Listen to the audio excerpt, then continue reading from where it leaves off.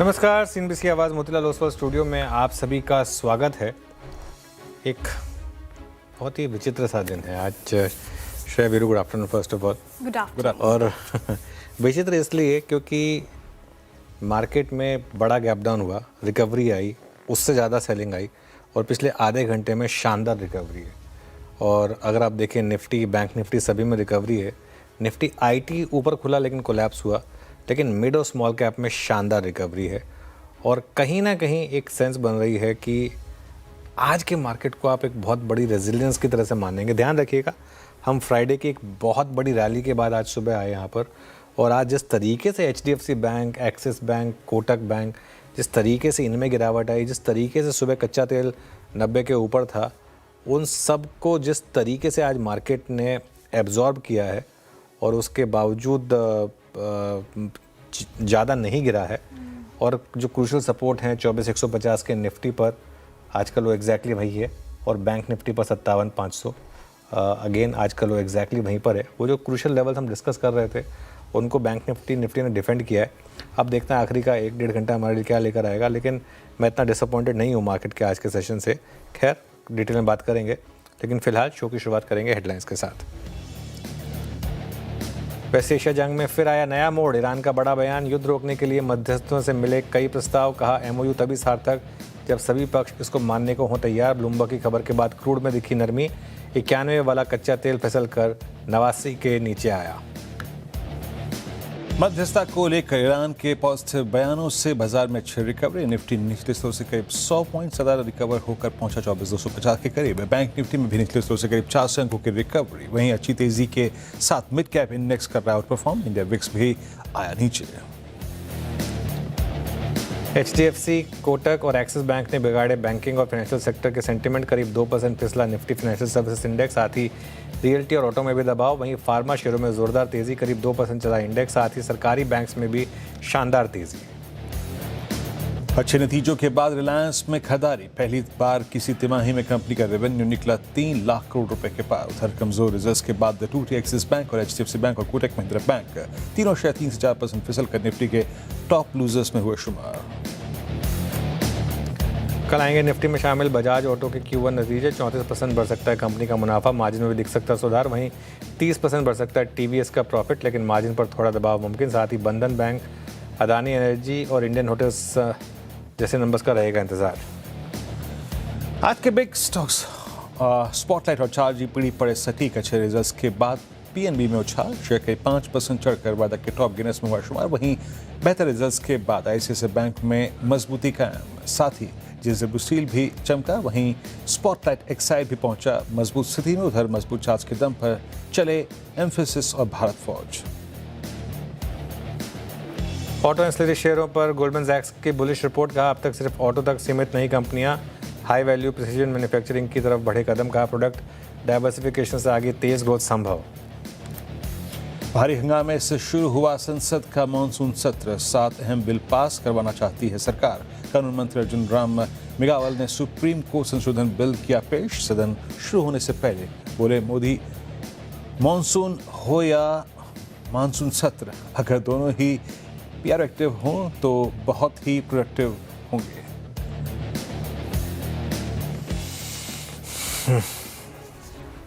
चलिए अब आते हैं आज के मार्केट पर। और देखिए, मार्केट में आज का दिन उतना ख़राब नहीं है जितना इंडेक्स दिखा रहा है। और वैसे तो अब तो खैर इंडेक्स भी नहीं दिखा रहा है उतना।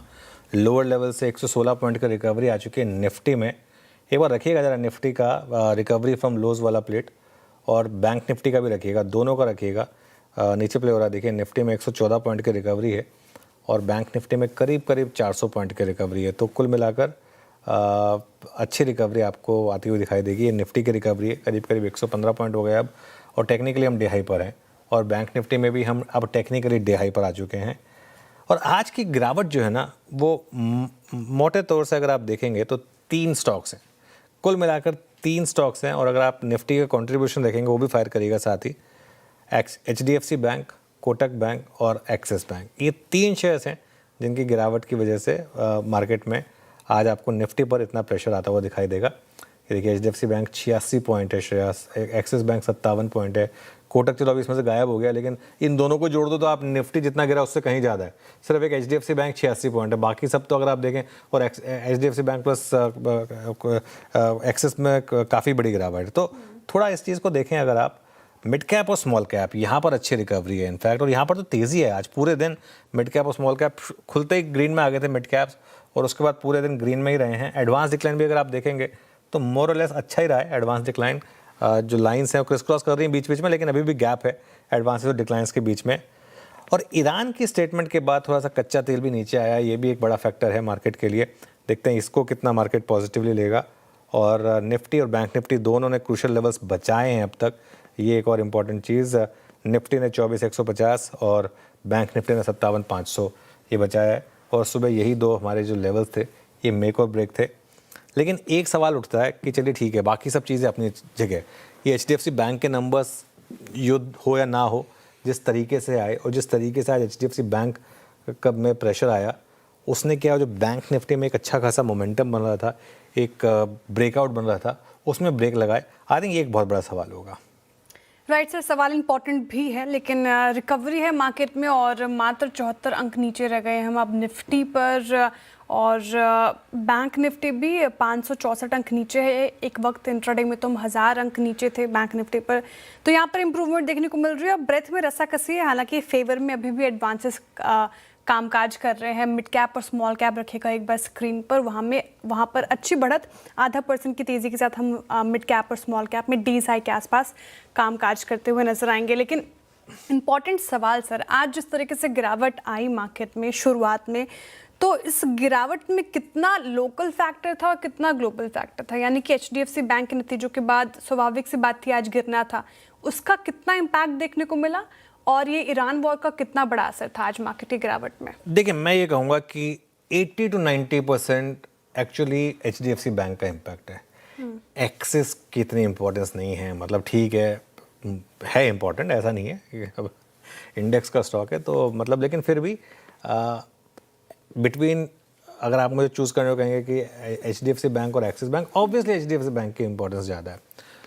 और ये जो HDFC बैंक के नंबर्स आए ना, इसने, और जिस तरीके से आज बैंक निफ्टी में रिएक्शन आया ना, इसने एक और चीज़ साबित की कि कई बार ना जो आपका ब्रवेडो होता है ना इवेंट से पहले का, वो कई बार थोड़ा सा नेगेटिव हो सकता है। जैसे फ्राइडे को अगर आप बहुत ज़्यादा अग्रेसिव होकर लॉन्ग पोजीशन लेकर चले गए थे कि स्क्रीन बता रही है, उस दिन देख कर लग रहा था, स्क्रीन देख कर है ना, कि नंबर अच्छे ही आएंगे, तो आप बुरी तरीके से फंसे होते। ठीक है, तो इसमें कोई शक नहीं है कि आज जो हमारा एक फ्राइडे को ब्रेकआउट आया था ना, उस पर थोड़ा तो धक्का लगा है। मतलब अब अगर आप इम्प्रूव होकर रिकवर होकर पूरा का पूरा रिकवर हो जाए तो अलग बात है, खासतौर से बैंक निफ्टी पर, क्योंकि ठीक है डे लो पर हम 57,500 पर थे, वहाँ से हम 500 पॉइंट रिकवर हो चुके हैं। एक बार के लिए तो आप 1000 पॉइंट नीचे थे, अभी भी 500 नीचे ही हैं। ठीक है, मगर फिर भी इतना HDFC बैंक का इम्पैक्ट, कच्चा तेल 90 क्रॉस कर गया उसका इम्पैक्ट, एक्सिस बैंक का इतना नेगेटिव इम्पैक्ट, ICICI बैंक भी शुरू में तो बहुत चला नहीं, टेक भी आज अगर देखें तो बहुत ज़्यादा नहीं चला, खुला कहाँ और इस समय कहाँ पर है। इतना सब कुछ होने के बावजूद मार्केट बहुत ज़्यादा नहीं गिरा है। अगर आप मुझे पूछेंगे तो ये और ज़्यादा गिर सकता था निफ्टी, और अभी भी आखिरी का 1.5 घंटे का कारोबार बाकी है। अभी भी सपोज करिए, आज सुबह हम बात कर रहे थे कि 2-3 चीज़ें हैं, 24,250 से 300 का जोन, उसके ऊपर अगर आप बंद हो जाए तो ब्रेकआउट इंटैक्ट है। 24,500 के ऊपर निकल जाए तब तो एक नई तेज़ी है, और 24,180 के नीचे अगर आप बंद होंगे, देखिए मैंने एक चीज़ का ध्यान रखा, बंद होंगे और 24,150 के आसपास इंटरडे में हम 24,135 तक गए, 15 पॉइंट तो हेयर एंड चलता है।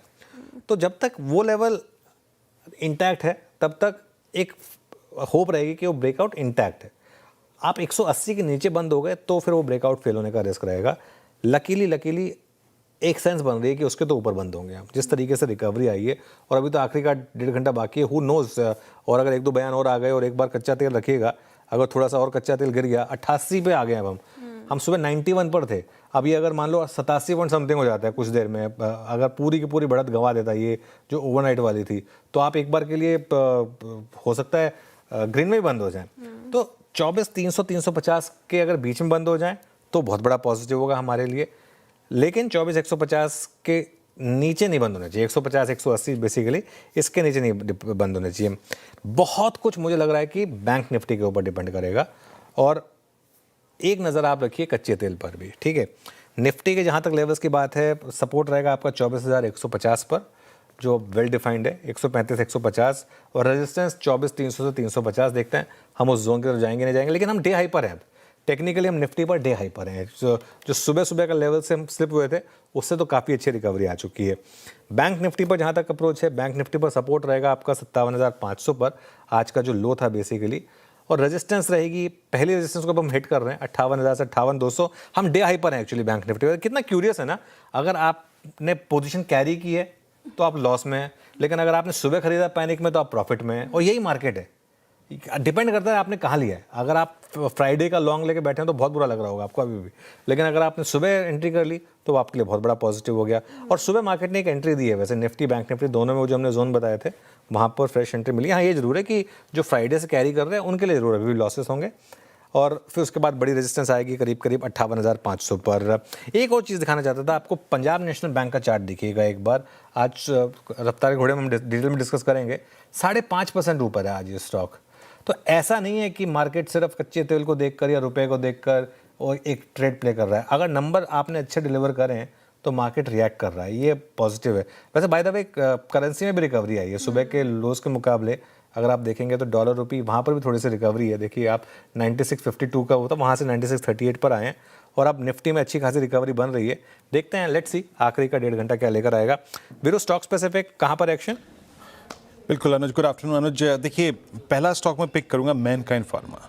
हालांकि इसमें ये स्ट्रेंथ, इसके पीछे बड़ा कारण ये भी था कि जो दोपहर में आलम था जब क्रूड 91 स्ट्राइक कर रहा था, उस वक्त फार्मा, निफ्टी फार्मा ने एक स्ट्रॉन्ग, अगर आप देखें, मूव जनरेट किया ऑलमोस्ट एक फ्लैग स्क्रीन पे। और इसके टाइम फ्रेम अगर आप देखें 11 जून से चार्ट को रीड कीजिए, एक 2570 का इंपॉर्टेंट क्लस्टर था, उसको बाइसेक्ट कर दिया है। ऊपर 2600 तक की कॉल्स में हरकत है। तो फार्मा से एक स्किप ले रहा हूँ, और ये एक बहुत स्ट्रॉन्ग, अगर आप देखें, प्राइस बिहेवियर है क्लोजर विद सप्लाई जोन। 21 मई से लेकर अब तक 2526, 2560, 2580, 2600 एक स्ट्रॉन्ग सप्लाई जोन का काम करता है, बट इस बार उसको पार करता हुआ, स्पेशली अगर आप देखें थोड़ा से स्केप्टिकल एनवायरनमेंट में फार्मा को एक एडवांटेज मिल रहा है। दूसरा, एनबीएफसीज में हालांकि रेट सेंसिटिव्स के लिए सुबह एक बहुत परिपक्व, एक बहुत ही, अगर आप देखें, ठीक ठाक माहौल नहीं था, बट स्टिल बजाज फाइनेंस आपकी स्क्रीन पे आएगा 3 दिसंबर 2025। फ्रेंकली स्पीकिंग CY 26 के सबसे हाईएस्ट क्लस्टर पे ट्रेड करता हुआ बजाज फाइनेंस। ऑप्शन एक्टिविटी अव्वल दर्जे की यहाँ पे स्ट्रॉन्ग पुट राइटिंग विजिबल है। तो बजाज फाइनेंस सेकंड वो स्टॉक। आप लोडिंग देखिए, 4.25 लाख शेयरों का यहाँ पर अगर आप देखें बिल्डअप हुआ, स्ट्रॉन्ग बिल्डअप है। एक ये, और एक अनुज मैं रखूंगा सोना BLW। हालांकि ये बात शुक्रवार से चल रही है इस मंच पे, आपने स्पॉटलाइट भी पिक किया था, बट सोना BLW आपकी स्क्रीन पे आएगा 712 पे, नो रिट्रेसमेंट व्हाटसोएवर, अभी भी डी हाई पे ट्रेड करता हुआ। और महत्वपूर्ण बात यह है कि ये अब अक्टूबर 24 का जो सप्लाई जोन है उस पूरे क्लस्टर को बाहर बाइसेक्ट कर रहा है, और अच्छी शॉर्ट कवरिंग है। अब जो शॉर्ट है ना, वो इसमें अनकंफर्टेबल है, स्टॉक डी हाई पे ट्रेड करता हुआ। अच्छा अनुज, आज एक्सिस बैंक और HDFC बैंक को लेकर मैं शायद सुबह बातचीत बहुत नहीं कर पाया आपसे, बट कुछ ऐसा ही NIMs की कहानी SBI ड्रॉ करके गया था, है ना, आपको याद है, लास्ट क्वार्टर में, है ना। उसके बाद पूरा एक क्वार्टर निकल गया अंडर परफॉर्मेंस का। अब फाइनली आपका अगले 3 महीने के लिए, ICICI बैंक के अच्छे नंबर्स, PNB के अच्छे numbers, union bank of India के अच्छे नंबर्स, इंडियन बैंक के अच्छे नंबर्स, उसके अगेंस्ट अब क्या एक्सिस बैंक और HDFC बैंक को कुछ समय के लिए कंप्लीटली अवॉइड ट्रैजेक्टरी में रखेंगे क्या? देखिए वीरू, एक चीज़ मैंने नोटिस की है, जब बड़े बैंकों के नंबर्स आते हैं ना, और उसमें अगर इस तरीके का एक ऐसा फैक्टर आता है जो मार्केट को पसंद नहीं आता, वो उसके बाद एटलीस्ट 1-1.5 महीने तो नहीं चलते हैं। SBI के केस में यही हुआ था। तो आप ये मान के चलें कि अभी कुछ समय के लिए HDFC बैंक और एक्सिस बैंक से शायद आपको ज़्यादा सपोर्ट ना मिले, लेकिन दूसरी तरफ PSU बैंक्स, आई थिंक यहाँ पर शानदार मोमेंटम है। मेरे ख्याल से पिछले 3-4 हफ्ते से आपने नोटिस करा होगा, एक ट्रेड चल रहा था जिसमें PSU बैंकों से पैसा निकलकर प्राइवेट बैंकों में जा रहा था। आई थिंक आज शायद उस ट्रेड के रिवर्सल की शुरुआत हुई हो। प्राइवेट बैंकों में सिर्फ एक ICICI बैंक है जो स्ट्रेंथ बना के रखे हुए, अदरवाइज आज सिर्फ आज का चार्ट रखिएगा, निफ्टी PSU बैंक और निफ्टी प्राइवेट बैंक, सिर्फ आज का अलग अलग रखिएगा, पैरेलल रख दीजिए या तो दोनों के दोनों। तो देखिए ये आज का PSU बैंक निफ्टी है 3.25% ऊपर है, और यही निफ्टी प्राइवेट बैंक रख दीजिए एक बार स्क्रीन पर, ये करीब करीब 2% नीचे है। आई थिंक इससे ज़्यादा डाइवर्स चार्ट नहीं हो सकता। और ये तब हुआ जब हम एक ऑलरेडी इसका एक रिवर्स प्ले देख चुके थे। तो कहीं ना कहीं जो आप बात कर रहे हैं उसमें दम है। I think PSU versus private bank numbers के बेसिस पर मार्केट अब एक कयास लगा रहा है, क्योंकि देखिए पहले जब इंडियन बैंक के और यूनियन बैंक के नंबर्स आए तब तो एक कोई सेंस थी नहीं, ठीक है, मतलब इन अ सेंस क्योंकि बड़े बैंक नहीं थे। आज PNB के नंबर्स के जो रिएक्शन है ना, क्योंकि PNB दूसरा सबसे बड़ा बैंक है, उससे कहीं ना कहीं मार्केट को कॉन्फिडेंस मिला कि हाँ अब ये हम एक बार वापस PSU बैंकों में दांव खेल सकते हैं। अभी भी बहुत कुछ SBI के नंबर पर डिपेंड करेगा, मैं फिर कह रहा हूँ, तो उसको थोड़ा सा एक बार वेट कर लेते हैं। लेकिन आई थिंक ये क्लियरली आज मार्केट ने थोड़ा डिस्टिंक्शन लिया है PSU banks versus private banks के बीच में। राइट सर, ये तो देखने को मिल रहा है साफ तौर पर PSU बैंक्स स्पेस जहाँ 2.5% ऊपर, वही प्राइवेट बैंकिंग स्पेस आपको 2.5% नीचे नजर आएंगे। लेकिन आज मिड कैप्स ने आउट परफॉर्म किया है और मिड कैप रखेगा एक बार स्क्रीन पर डेज हाई पर कामकाज करता हुआ नजर आएगा। सिर्फ आज ही नहीं सर, इस साल में अब तक मिड कैप्स ने आउट परफॉर्म किया है लार्ज कैप्स को लेकर। ये क्या रैली आगे कंटिन्यू करेगी और यहाँ पर क्या अर्निंग्स का भी सपोर्ट मिलेगा? बिल्कुल। देखिए श्रेया,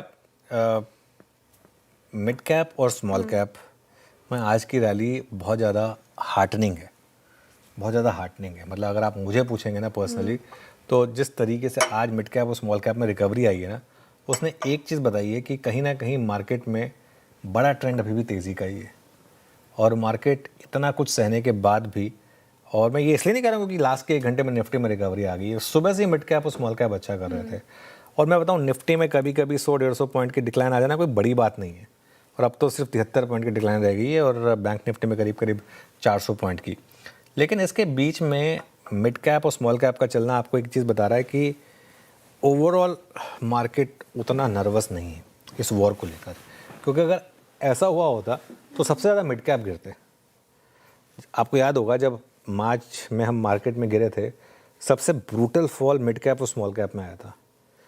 रिकवरी आई थी उसके बाद अप्रैल में, लेकिन मार्च में सबसे पहले वो गिरे थे। तो आज का मिड कैप और स्मॉल कैप का पहली बात तो ना गिरना, और दूसरी बात जिस तरीके से आज अर्निंग्स पर रिएक्शन आए हैं, जैसे कि PNB है फॉर एग्जांपल, आई थिंक ये अपने आप में मेरे लिए एक बड़ा पॉजिटिव है। जो आपका सवाल पूछा, बिल्कुल आई थिंक इस चीज़ को काफ़ी कंफर्ट के साथ लेंगे कि आज मिड कैप और स्मॉल कैप नहीं गिरे, बल्कि उल्टा अगर आप देखें तो चले ही हैं थोड़ा सा। आप चलिए एक काम करते हैं, अब आपको बताते हैं आज के रफ्तार के घोड़े और फिसड्डी स्टॉक्स।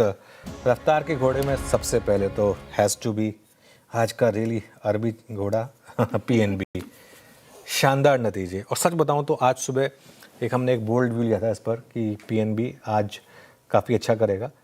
CNBC आवाज़ का पहला बिग स्टॉक था आज PNB।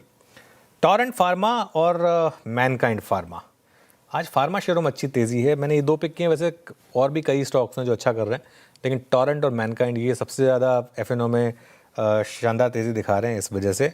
ऑयल इंडिया हालांकि ऑफ हाइज हुआ है, अब जैसे जैसे कच्चा तेल ऊपर से नीचे फिसला, ऑयल इंडिया भी ऊपर से नीचे है, लेकिन अभी भी टॉप गेनर्स में शुमार है, करीब करीब 4-4.5% ऊपर है। फिसड्डी स्टॉक्स में क्या क्या हैं? एक्सिस बैंक और HDFC बैंक, 2 ही दिखे मुझे एक्चुअली फिसड्डी स्टॉक्स आज, और ख़राब नतीजे और मोर इम्पॉर्टेंटली पोजिशनिंग। अच्छा, ये एक और चीज़ है जो मैं एक्चुअली डिस्कस करना चाह रहा था। HDFC बैंक का 1 महीने का चार्ट रखिएगा, है ना। क्यों HDFC बैंक इतना गिरा? क्योंकि उससे पहले स्टॉक में ऐसे रैली आ गई थी जैसे कि बहुत शानदार नंबर लेके आने वाला है, और ये देखिए अब क्या हुआ है, जहाँ से रैली शुरू हुई थी वहीं आ गया, नील बटा सन्नाटा। जो इस स्टॉक ने पिछले 5 साल से किया भी है वही रहा है इसका। तो ज़बरदस्ती की एक रैली आ गई, वो 774 टू 800 के करीब, 820 के करीब की, 840 के करीब की, वहाँ से गिरावट आ गई। अब कहेंगे रैली तो ICICI बैंक में भी आई थी, बिल्कुल आई थी। ICICI बैंक का भी 1 महीने का चार्ट रखिएगा, पर ICICI बैंक के नंबर्स ने उसको जस्टिफाई किया उस रैली को, और इसके लिए वो रैली चल रही है। आप देखिए ICICI बैंक भी चला है 1 महीने में, उतना ही चला है, इनफैक्ट आज के मुंह को हटा दें तो उतना ही चला है जितना HDFC बैंक चला था। लेकिन यहाँ पे क्योंकि नंबर्स ने जस्टिफाई किया। अच्छा, यहाँ भी ऐसा नहीं है कि यही नंबर अगर ICICI बैंक के और थोड़ा पहले आया तो 5-6% चलता, लेकिन क्योंकि ऑलरेडी स्टॉक चल चुका था 6-7%, इसके लिए कम चला, और थोड़ा आज ओवरऑल सेंटिमेंट भी ख़राब है। लेकिन अगर आप मुझसे पूछेंगे यहाँ से 3 महीने बाद, मेरा मानना ये होगा कि ICICI बैंक और HDFC बैंक के बीच में गैप और बढ़ चुका होगा थोड़ा सा, क्योंकि नंबर्स में वो फैक्टर है और मार्केट उस चीज़ को रिवॉर्ड करेगा। चलिए आज के ट्रेंडिंग काउंटर्स और कार्यक्रम का क्रम समझ लेते हैं। मार्केट में रिकवरी है निचले स्तरों से, हालांकि फिर भी नीचे है, तो गिरने वाले स्टॉक्स से शुरुआत करेंगे। सबसे ज़्यादा प्रेशर आज के सेशन में कौन से स्टॉक्स पर आता हुआ नजर आया है?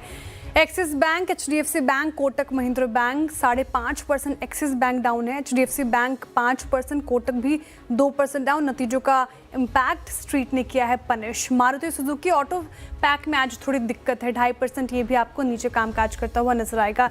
बैंक्स डूबे, यू स्मॉल फाइनेंस बैंक देखिए 3.5-4%, ये भी डाउन हो गया। येस बैंक के नतीजों के बाद यहाँ पर 2.5-3% की करीब गिरावट देखने को मिल रही है। ओरेकल फाइनेंशियल IT स्पेस से आज मुनाफा वसूली का शिकार हुआ है, 1% नीचे है।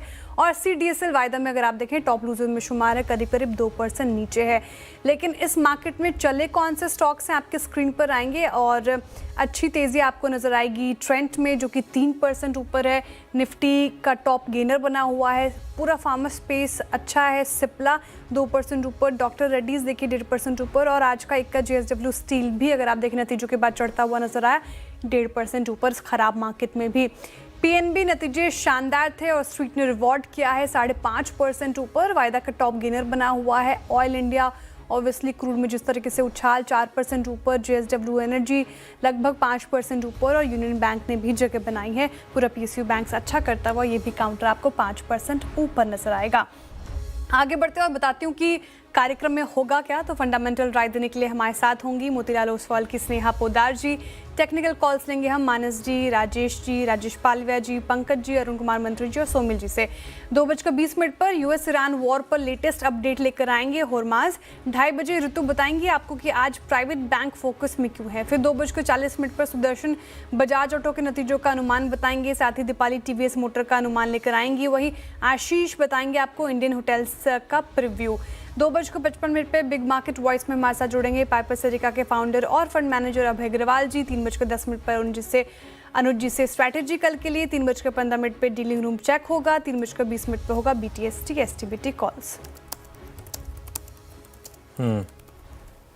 ओके, चलिए अब हमारा पैनल तैयार है और शुरुआत करेंगे ट्रेड्स की। गुड आफ्टरनून आप सभी को। मानस जी आप शुरुआत करें इस समय का ट्रेड। देखिए PSU बैंक पे ही ध्यान है और कैनरा बैंक में खरीदारी करने की राय रहेगी करंट लेवल्स पे भी। ऑलरेडी हमने बढ़िया रैली देखी है लेकिन आज रिवर्सल है, तो मेरा समझना है कि यहाँ पर फॉलो बाइंग देखने को मिलेगी। करंट लेवल्स पे कैनरा बैंक में खरीदारी करनी है। स्टॉप लॉस आपको 126 के लगा के रखने हैं और टारगेट आपको 135 रुपए के सेट करने हैं। चाहे तो 130 वाला कॉल ऑप्शन जो 3 रुपए के आसपास ट्रेड हो रहा है उसमें 1.90 रुपए के स्टॉप लॉस से खरीदारी करें और 5 रुपए के टारगेट सेट करें। डिस्क्लोजर के इस ऑप्शन में हमने अपने क्लाइंट्स को भी रिकमेंडेशन दिया। ओके, पहला अगर आप देखें तो यहाँ पे एडवांटेज मिल रहा है PSU बैंक्स को। कैनरा बैंक फ्यूचर्स प्लस 130 की कॉल यहाँ पे आपके पास पिक करने का विकल्प है। माना जी की कॉल अच्छे शॉर्ट कवरिंग है स्ट्राइक में। जरा फिर रखेंगे वो स्लाइड एक बार जरा प्लीज़। अच्छा खासा अगर आप देखें रीजनेबल OI शेड हुआ है यहाँ पर, ये बायर के फेवर में होता है, ऑप्शन बायर के फेवर में। अरुण गुड आफ्टरनून, आपका ट्रेड इस वक्त का? जी बिल्कुल, good afternoon Virendra ji and good afternoon to the panel. Virendra ji 361 वैम इसमें एक अच्छा रिवर्सल चार्ट पे नजर आ रहा है, एक स्लोपिंग चैनल में ट्रेड कर रहा है। वीरेंद्र जी मुझे लग रहा है आने वाले दिन में स्टॉक में एक ब्रेकआउट देखने को मिल सकता है, तो पोजिशनल बेसिस के हिसाब से इसको खरीद के चल सकते हैं। 1125 के आसपास है, 1110 का स्टॉप लॉस लगाएं। ऊपर में मुझे लग रहा है 1149 तक के टारगेट शॉर्ट टर्म में स्टॉक में आ सकते हैं, तो करंट लेवल पे खरीदें। 1110 का स्टॉप लॉस मेंटेन करके चलें। 361 वैम अरुण जी को पसंद आ रहा है, अच्छी स्ट्रेंथ यहाँ पर भी देखने को मिल रही है। राजेश जी गुड आफ्टरनून, आपकी पिक किस वक्त की? Good afternoon Shreya, good afternoon everyone. Shreya देखिए नजर फार्मा स्टॉक्स पे है और उसमें से मेरा टॉप पिक रहेगा औरोबिंदो फार्मा। इसका चार्ट देखिए, जिस तरह से करेक्ट हुआ था पिछले 10 ट्रेडिंग सेशन के बाद, आज पहली बार इसमें एक रिवर्सल है। कहां तक जाएगा? मुझे लगता है करीबन 1600-1620 ये इसका टारगेट होगा। चार्ट लेवल ऑफ 1570 जो थ्रेशोल्ड था वो था करीबन 1565 का। So it's a buy in Aurobindo pharma above 1565। Stop loss रखना पड़ेगा 1550 का, और जिसमें मैंने कहा 1600-1620 का इसका टारगेट होगा। ओके, चलिए औरोबिंदो फार्मा हो गया। पंकज जी गुड आफ्टरनून, आपकी trade. Good afternoon Anu sir, good afternoon to all the co-panelist. Anu sir, Manappuram के फ्यूचर्स के ऊपर खरीदारी की सलाह रहेगी। एक क्लीन ब्रेकआउट यहाँ पर देखने मिला है वॉल्यूम एक्टिविटी बेहद शानदार नजर आ रही है। 338.50 रुपए में खरीदारी की सलाह रहेगी। 334.50 का स्टॉप लॉस मेंटेन करना है। ऊपरी लेवल पर 345 345 के टारगेट देखने मिल सकते हैं। ओके, मन्नापुरम फाइनेंस आपका बाय कॉल है यहाँ पर। सौमिल, गुड आफ्टरनून, आपका trade. Good afternoon to everyone. मेरा ट्रेड रहेगा इंडियन बैंक पर। पीएसयू बैंक सारे ही बहुत अच्छे लग रहे हैं, bank of India, bank of Baroda. एक कंसोलिडेशन से ब्रेकआउट मिला है। इंडियन बैंक स्पेसिफिकली 20, 40 और 200 डेली मूविंग एवरेज ये ऑलमोस्ट एक साथ ही है, और वहीं से ही सपोर्ट लेके इंडियन बैंक ने फिर से एक कंसोलिडेशन ब्रेकआउट ऊपर दिया है और एक नया मूव ऊपर की तरफ शुरू किया है। यहाँ पर एक स्टॉप लॉस रखेंगे 835 पर। मुझे लगता है शॉर्ट टर्म में और मीडियम टर्म में दोनों में ही मुझे ये स्टॉक बहुत ही अच्छा परफॉर्म करते हुए दिख रहा है। मेरे टारगेट्स ऊपर में होंगे 920। इंडियन बैंक सोमिल जी को पसंद आ रहा है, खरीदारी की राय इन स्तरों पर, डेज हाई पर कर रहा है कामकाज। टेक्निकल कॉल्स पूरे हो गए हैं, सभी बाय साइड की ट्रेड आई है। रिकैप करती हूँ थोड़ी देर में, लेकिन उससे पहले चलते हैं फंडामेंटल आइडिया लेने के लिए, और हमारे साथ जुड़ रही हैं स्नेहा जी। स्नेहा जी, गुड आफ्टरनून, स्वागत है आपका कार्यक्रम में। बताइए आपका मैम इन्वेस्टमेंट आइडिया क्या होगा इस मार्केट में? Good afternoon. तो मेरी इन्वेस्टमेंट आइडिया रहेगी फेडरल बैंक। फेडरल बैंक ने लास्ट वीक बहुत ही अच्छे नतीजे दिए हैं, जहाँ पे एनआई ग्रोथ अराउंड 26% देखने को मिला। एंड आगे जाके भी मैनेजमेंट ने जो गाइडेंस दी है कि इनकी सभी segment, specially SME, gold loan और कॉर्पोरेट सेगमेंट, वहाँ पे अच्छी खासी ग्रोथ हमें देखने को मिलेगी towards the latter end of the mid teens numbers. इनके निम्स भी इम्प्रूव हुए, क्योंकि जो कॉस्ट ऑफ फंड्स है वो काफ़ी कंट्रोल में था, और आगे जाके भी मैनेजमेंट ने कॉन्फिडेंस दिखाया है कि कॉस्ट ऑफ फंड्स कंट्रोल में रहेंगे। तो ओवरऑल काफ़ी अच्छे नतीजे रहे। एंड जो तीन मेन हाइलाइट्स है क्वार्टर के, कि रिसेंटली बैंक ने एक न्यू चेयरमैन को अपॉइंट किया है, एंड प्लस जो उन्होंने स्टैंडर्ड चार्टर्ड पोर्टफोलियो की जो एक्विजिशन ऑनगोइंग है, सो वहाँ से आगे आने वाले समय में अच्छी ग्रोथ की उम्मीद रहेगी। और plus S&P credit rating upgrade के बाद इनकी कॉस्ट ऑफ बोरोइंग्स और नीचे देखने को मिल सकती है। तो नेट इन नेट काफ़ी अच्छे नतीजे रहे, और प्लस पॉजिटिव डेवलपमेंट है। इनफैक्ट इन्होंने FCNR प्रोडक्ट भी लॉन्च किया है जो फर्दर ग्रोथ को सपोर्ट करेगी। तो इसके लिए फेडरल बैंक मेरी पिक रहेगी with a target price of 400। Private banking space से फेडरल बैंक स्नेहा जी को पसंद आ रहा है, यहाँ पे खरीदारी की राय। देखिए निचले स्तरों से अच्छी रिकवरी भी है, यहाँ पर नतीजे भी अच्छे आए थे। रिकैप कर देती हूँ, target and stop loss jot down कर लीजिए। मानस जी ने कैनरा बैंक चुना है, खरीदारी की राय बैंक्स की तरफ पैनल का झुकाव, और 100 PSU बैंक्स की तरफ ज़्यादातर 135 के टारगेट देख रहे हैं वो। 126 का आपको स्टॉप लॉस लगाना है। इसके अलावा अगर आप चाहते हैं तो 130 के कॉल ऑप्शन में भी पार्टिसिपेट कर सकते हैं। आपको 5 रुपये का टारगेट एक्सपेक्ट कर सकते हैं, और आपको स्टॉप लॉस लगाना है वो 1 रुपये 90 पैसे का लगाना है। अरुण जी 361 रैम के साथ जा रहे हैं, जहां पर स्ट्रेंथ है आज के सेशन में 1149 के टारगेट उनकी तरफ से, 1110 का स्टॉप लॉस लगाना है। राजेश जी कह रहे हैं कि फार्मा स्पेस में स्ट्रेंथ है, तो औरो फार्मा ये आप रडार पर रखिए। फ्यूचर्स में खरीदारी की राय 1620 के लिए देखें इसे। 1550 का स्टॉप लॉस मेंटेन करना है। पंकज जी ने मणप्पुरम फाइनेंस चुना है, जहां पर स्ट्रेंथ है आज। गोल्ड में भी बढ़त देखने को मिल रही थी, 345 के टारगेट है, 334.50 का स्टॉप लॉस मेंटेन करना है। सोमिल जी भी PSU बैंकिंग स्पेस से इंडियन बैंक को चुन रहे हैं, जहां पर मजबूती 920 के टारगेट, 835 का स्टॉप लॉस लगाना है। और आखिर में इन्वेस्टमेंट आइडिया आया फेडरल बैंक। लंबी अवधि के नज़रिए से आप इसे रडार पर रखें। 400 के शुरुआती लक्ष्य के साथ आप इसमें खरीदारी कर सकते हैं। अच्छी स्ट्रेंथ है PSU बैंक्स के अलावा फार्मा स्पेस में। एक बार फार्मा स्पेस रखिएगा, Nifty pharma, Nifty health care. और मैं चार्ट दिख रही थी सर, 6 महीने में 20% से ज़्यादा के रिटर्न निफ्टी फार्मा मैंने दे दिए हैं।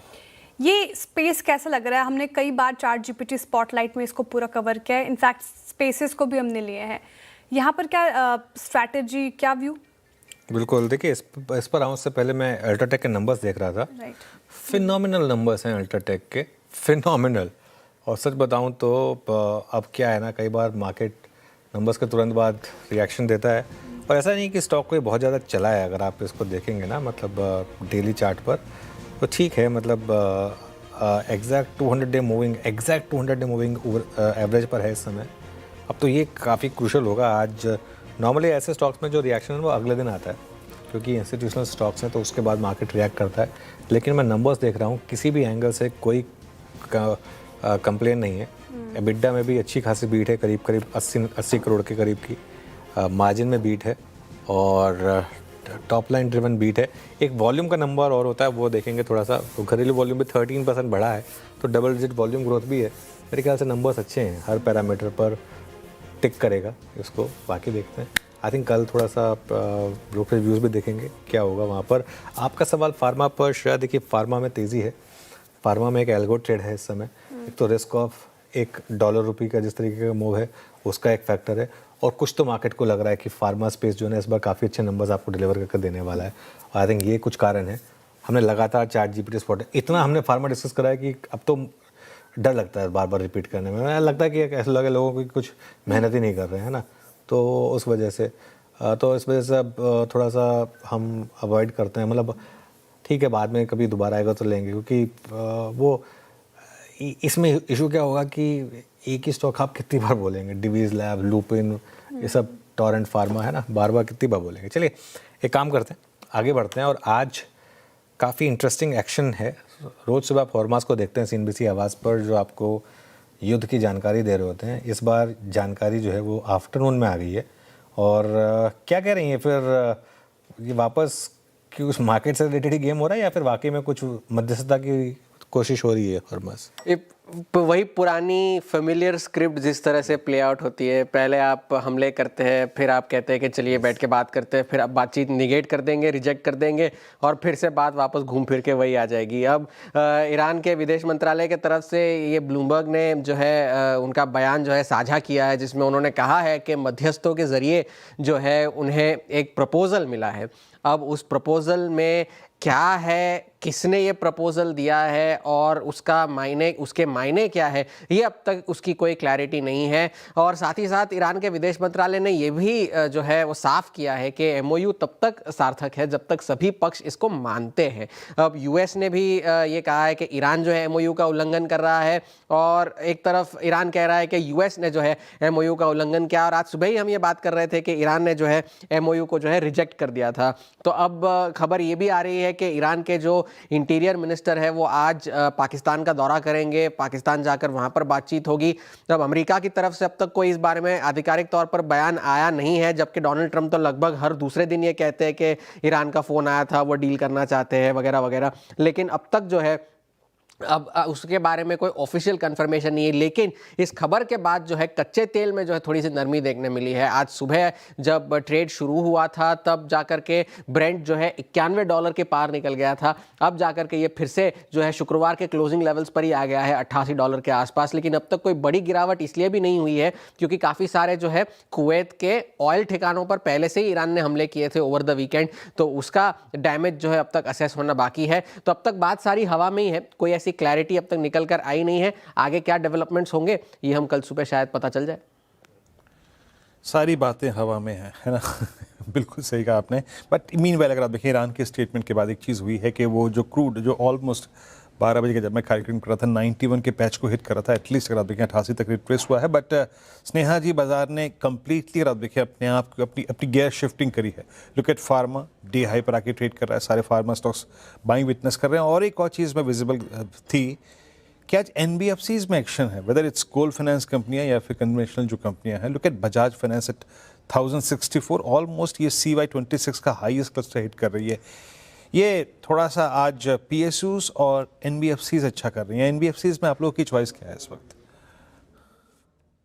देखिए ओवरऑल एनबीएफसीज के जो नंबर्स है इस बार काफ़ी रोबस्ट एक्सपेक्टेड थे, और जो भी एक आध कंपनीज ने नंबर्स रिपोर्ट किए एनबीएफसी में, इन सबके ही नंबर्स सब पॉइंट कर रहे हैं कि ओवरऑल जो कॉस्ट ऑफ क्रेडिट है वो काफ़ी कंट्रोल्ड है, एसेट क्वालिटी मेंटेन्ड है, एंड यहाँ से ग्रोथ पिकअप होनी चाहिए। तो एनबीएफसीज में हमारी टॉप पिक श्रीराम फाइनेंस है, जिसके अगेन वापस हम काफ़ी अच्छे नंबर्स एक्सपेक्ट कर रहे हैं। हैं। Shriram finance in fact post fund infusion उनकी ओवरऑल ग्रोथ में एक अलग ही बढ़ोतरी दिखाई देगी। तो श्रीराम फाइनेंस आप एनबीएफसी में ले सकते हैं। और अगर हम हाउसिंग फाइनेंस को इंक्लूड करें तो हाउसिंग फाइनेंस में जो 5 स्टार है वहाँ पे काफ़ी अच्छे नतीजे एक्सपेक्टेड है। दोनों ही लोन ग्रोथ और डिसबर्समेंट्स में एक अच्छी पिकअप एक्सपेक्टेड है एंड प्लस उनके निम्स में भी एक्सपेंशन दिखेगी। तो हाउसिंग फाइनेंस में 5 स्टार टॉप पिक है और ओवरऑल लेंडिंग साइड में आपकी श्रीराम फाइनेंस। ओके, चलिए थोड़ा सा मार्केट में वो जो रिकवरी थी अब वो थोड़ा सा रफ वेदर में आकर लग रहा है कि थोड़ा सा अटकी है, लेकिन ठीक है 246 पर हैं अभी भी हम। एक बार अल्ट्राटेक सीमेंट रखिएगा ज़रा, थोड़ी सी हायर लेवल से प्रॉफिट बुकिंग आ रही है यहाँ पर अल्ट्राटेक सीमेंट। हालांकि नंबर्स में कोई कंप्लेन नहीं है, वॉल्यूम ग्रोथ भी काफ़ी अच्छी है। नूपुर के पास चलते हैं। प्राइमा फेसी ध्यान रखिएगा, अभी नूपुर के पास सिर्फ 5 ही मिनट रहे थे जिसमें उन्होंने पूरे नंबर्स देखे होंगे, लेकिन प्राइमा फेसी कैसे लग रहा है नूपुर नंबर्स? तो नंबर्स काफ़ी स्ट्रॉन्ग है, अनुमान से बेटर आते हुए नजर आए। इनफैक्ट वॉल्यूम ग्रोथ की भी बात करें तो 13% की डोमेस्टिक वॉल्यूम ग्रोथ यहाँ पर आती हुई नजर आई है। मैन्युफैक्चरिंग की भी जो कैपेसिटी यूटिलाइजेशन लेवल से वो 81% के आसपास इस क्वार्टर में रही है। रेवेन्यू ग्रोथ 16% के आसपास आई है, मुनाफा 17% की ग्रोथ देखने को मिली है। जो कैपेसिटी यूटिलाइजेशन 81% इस क्वार्टर में देखने को मिली है और जो कैपेसिटी पूरे साल इंस्टॉल होती हुई नजर आई है वो 200 MTPA के आसपास आपको नजर आएगी। इंटरेस्टिंग बात यह है कि इन नंबर्स में जो ऑपरेटिंग एबिटा पर टन है उसमें भी अच्छा खासा इंप्रूवमेंट इस क्वार्टर में देखने को मिला है। पिछले साल करीबन 1198 पर मेट्रिक टन के आसपास था, वही बढ़ के 1215 के आसपास आपको नजर आएगा। ये भी एक पॉजिटिव यहाँ से जो नंबर्स में से निकल के आते हुए नजर आए। तो डोमेस्टिक वॉल्यूम ग्रोथ काफ़ी स्ट्रॉन्ग है। एबिटा पर टन का जो नंबर है वो भी अनुमान से बेटर आते हुए नजर आया। मार्जिन्स और जो बॉटम लाइन है वहां पर भी अनुमान से बेटर नंबर्स आते हुए नजर आए और लगातार सीमेंट कंपनीज की तरफ से जो है पॉजिटिव नंबर्स ही आते हुए नजर आ रहे हैं। बिल्कुल पॉजिटिव नंबर्स नजर आ रहे हैं। स्नेहा जी, क्या व्यू रहेगा आपका अल्ट्राटेक पर?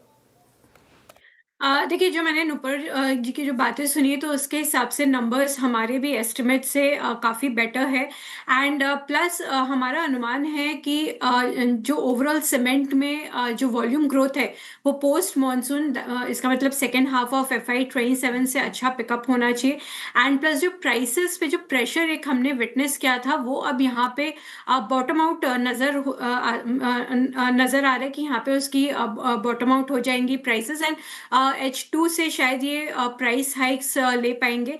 प्लस जो कॉस्ट प्रेशर्स थे वो भी थोड़े ईज आउट ग्रेजुअली, मैंने Q1 में प्रेशर था बट जुलाई ऑनवर्ड्स थोड़ा सा हमने ईजिंग आउट देखा है। सो उसकी तरफ से भी H2 में आपको ऑपरेटिंग लेवरेज के फॉर्म में बेनिफिट दिखाई देगा। तो नेट रिस्क रिवॉर्ड काफ़ी फेवरेबल है सीमेंट कंपनीज के लिए आगे आने वाले समय में। सो ये लेवल्स काफ़ी इंटरेस्टिंग रहेंगे एंड अल्ट्राटेक जिसके नंबर्स काफ़ी अच्छे आए हैं तो एक फर्दर ये कॉन्फिडेंस को बूस्ट करेगा। तो यहाँ पे डेफिनेटली मैं अल्ट्राटेक पे एक पॉजिटिव व्यू लेके आगे बढ़ रही हूँ। अल्ट्राटेक पर पॉजिटिव व्यू लेकर आगे चल रहे हैं। अल्ट्राटेक ने कहा है कि वो जो केबल एंड वायर सेगमेंट में उनका प्लान है वो एज पर स्केड्यूल है और वो Q3 में लॉन्च हो जाएगा। तो वो पिछली बार जब ये आया था तो इस KEI, हेवेल्स, पॉलीकैब, ये जो वायर प्लेयर्स हैं इनमें थोड़ी सी गिरावट आई थी। अब देखते हैं कि ये किस तरीके से रिएक्ट करेंगे यहाँ पर, लेकिन ये एक अपडेट अल्ट्राटेक ने दिया है तो यहाँ पर भी थोड़ी सी आप नज़र रखें ये 1-2 स्टॉक्स पर, लेकिन ये उनकी प्रेजेंटेशन में से निकल कर आ रहा है। लेकिन ओवरऑल ये मूव अच्छे हैं। चलिए आगे बढ़ते हैं श्रेया। और अभी क्या I think cash call right Palve ji की क्या कॉल ले लेते हैं। चलिए राजेश पालवे जी हमारे साथ जुड़ते हुए शो में। राजेश जी गुड आफ्टरनून, स्वागत है आपका कार्यक्रम में। शुरुआत कीजिए पहले आपकी ट्रेड के साथ। तो गुड आफ्टरनून श्रेया जी। देखिए, यहाँ पे हमें बैंकिंग स्पेस ही पसंद आ रही है और उसमें इंडसइंड बैंक का स्ट्रक्चर काफ़ी अट्रैक्टिव लग रहा है। जिस तरीके की एक सस्टेन बाइंग एक्शन यहाँ पे डेली वीकली टाइम फ्रेम पे देखने को मिली है और हमें देखने को मिला है कि एक वोलेटाइल मार्केट में भी स्टॉक का स्ट्रक्चर काफ़ी स्टेबल था। 1060 1065 तक के अपसाइड के टारगेट एक्सपेक्ट कर रहे हैं इंडसइंड बैंक फ्यूचर में। ऑन द डाउन साइड 1015 के आसपास के स्टॉप लॉस रखने होंगे। इंडसइंड बैंक में अगर आप देखें तो अच्छी रिकवरी निचले स्तरों से, यहाँ पर पालवेजी की पिक होती आती हुई ये वाली पर्टिकुलर काउंटर को रख सकते हैं रेडार पर। वक्त हो रहा है कैश कॉल्स का, और कैश कॉल्स लेंगे हम राजेश सातपुते जी से, सोमिल जी से और मानस जी से। तो राजेश सातपुते जी बताइए फिर कैश के लिए कौन सा काउंटर? श्रेया देखिए, एमक्योर फार्मा, आप इसका चार्ट देखिए 1800 के आसपास, 1800 1820 का एक रेजिस्टेंस था, क्लस्टर था। और ये जो करेक्ट हो रहा था करीबन पिछले 20 दिनों से ये करेक्ट हो रहा था, लेकिन बहुत ही मिनिस्कल लेवल पे यहाँ पे आप कह सकते हैं करेक्शन था। फाइनली लैंड किया आपने 50 डे में से, तो यहाँ से चलेगा तो कहाँ तक जाएगा? 1910 तक का स्विंग मुझे लगता है एमक्योर फार्मा में आना चाहिए। हमें बाय करना है as a swing trader, stop loss होगा 1835 का एमक्योर। ओके, एमक्योर फार्मा 1851 पे। सोमिल जी, आपका ट्रेड क्या रहेगा कैश में? मेरा ट्रेड कैश में होगा क्राफ्ट्समैन। क्राफ्ट्समैन में ऑलरेडी एक अप ट्रेंड चल रहा है। In the last couple of weeks एक साइडवेज करेक्ट हो रहा था ये स्टॉक। थोड़ा सा करेक्शन हुआ और ये करेक्शन अब 40 डेली मूविंग एवरेज और lower end of the Bollinger band पे सपोर्ट लेके फिर से एक हाई टॉप हाई बॉटम बनाना शुरू किया है, which is a very good sign. इस समय स्टॉक 20 और 40 डे मूविंग एवरेज के ऊपर चल रहा है और मुझे लगता है कि ये जो अप ट्रेंड है वो कंटिन्यू रहेगा। यहाँ पर एक स्टॉप लॉस रखेंगे 9100 पर, एक स्टॉप लॉस रखे। ऊपर में मेरे टारगेट्स होंगे 10,000 प्लस के। मुझे लगता है कि ये जो अप ट्रेंड है मीडियम टर्म लॉन्ग टर्म में भी कंटिन्यू रहेगा। मीनवाइल थोड़ा सा मार्केट वापस अब नीचे आ रहा है, ध्यान रखिएगा। 106 पॉइंट अब निफ्टी नीचे हो चुका है वापस, और बैंक निफ्टी 527 पॉइंट, तो नज़र रखेंगे। चलिए मानस जी, आपकी कैश कॉल? देखिए, कैश कॉल में वाटेक ववाक पे खरीदारी करने की राय रहेगी। अगर आप वाटेक में देखेंगे तो पिछले हफ्ते करेक्शन देखने को मिला था। आज रिकवरी में इंटरडे चार्ट पे हाई टॉप हाई बॉटम्स का कंफर्मेशन है और डेली चार्ट पे 10-20 डे मूविंग एवरेज को रिगेन किया स्टॉक ने। करंट लेवल्स पे यहाँ पर खरीदारी करने की राय रहेगी। 2074 के स्टॉप लॉस से खरीदारी करेंगे और 2222 रुपए के टारगेट सेट करेंगे। ओके, बात एक बार बात 2115 पे आपका बाय कॉल। निफ्टी और रिट्रेस हुआ है फर्दर, और जिस लगभग 1 बजे के आसपास जो मोमेंटम स्टार्ट हुआ था उसमें से हमने सब्सटेंशियल, अगर आप देखें तो पॉइंट सरेंडर कर दिए। हमने हाई क्रिएट किया था सेकेंड हाफ में अप्रॉक्सीमेटली 266 का। अब वहाँ से हम, आप समझिएगा कि अच्छा कोई 35-40 पॉइंट रिट्रेस कर चुके हैं। कहाँ पे थोड़ी सी अगर आप देखें दिक्कत बढ़ रही है, रेट सेंसिटिव्स में अगर आप देखें, ऑटोज़ में थोड़ा सा अगर आप देखें स्लिप आया है। आप ऑटो में फोर्स मोटर्स को देखिए, टुवर्ड्स डे लो ट्रेड करता हुआ। उसके बाद आप टीवीएस मोटर्स को देखिए, ये डे लो की तरफ ट्रेड कर रहा है। टीवीएस मोटर्स डे लो पे है, करीब 1% के नुकसान के साथ। और कहाँ अगर देखें, हुंडई में दिक्कत है इस वक्त। और साथ ही एक स्टॉक और लेके आइएगा, स्विगी 271.40, ये भी डे लो के आसपास ट्रेड करता हुआ। तो बहुत सारी स्किप्स जो है वो स्लिप करती हुई, और एक स्टॉक जो पोस्ट नंबर्स अब तक स्लिप कर रहा था आज थोड़ा संभला है। मानस, ये मैं आज 1-2 NBFCs के स्टैट्स देखा था, उसमें एक पर बजाज फाइनेंस से बात हुई, मरणपुरम और L&T फाइनेंस। पोस्ट नंबर इसने एक टॉप क्रिएट कर दिया था 340 पे। अब ये आया है अपने सबसे बड़े पुट राइटर्स के जोन पे, जहाँ पे 300 की पुट पे सबसे बड़ा अलाइनमेंट था। बस वहीं से इसने सपोर्ट लिया थोड़ा सा। L&T फाइनेंस पर आपका टेक क्या है? जो M2M लॉस पे है वो क्या करे, या फिर इस प्राइस पे क्या करना चाहिए? आपका सेंस क्या करे L&T फाइनेंस पे?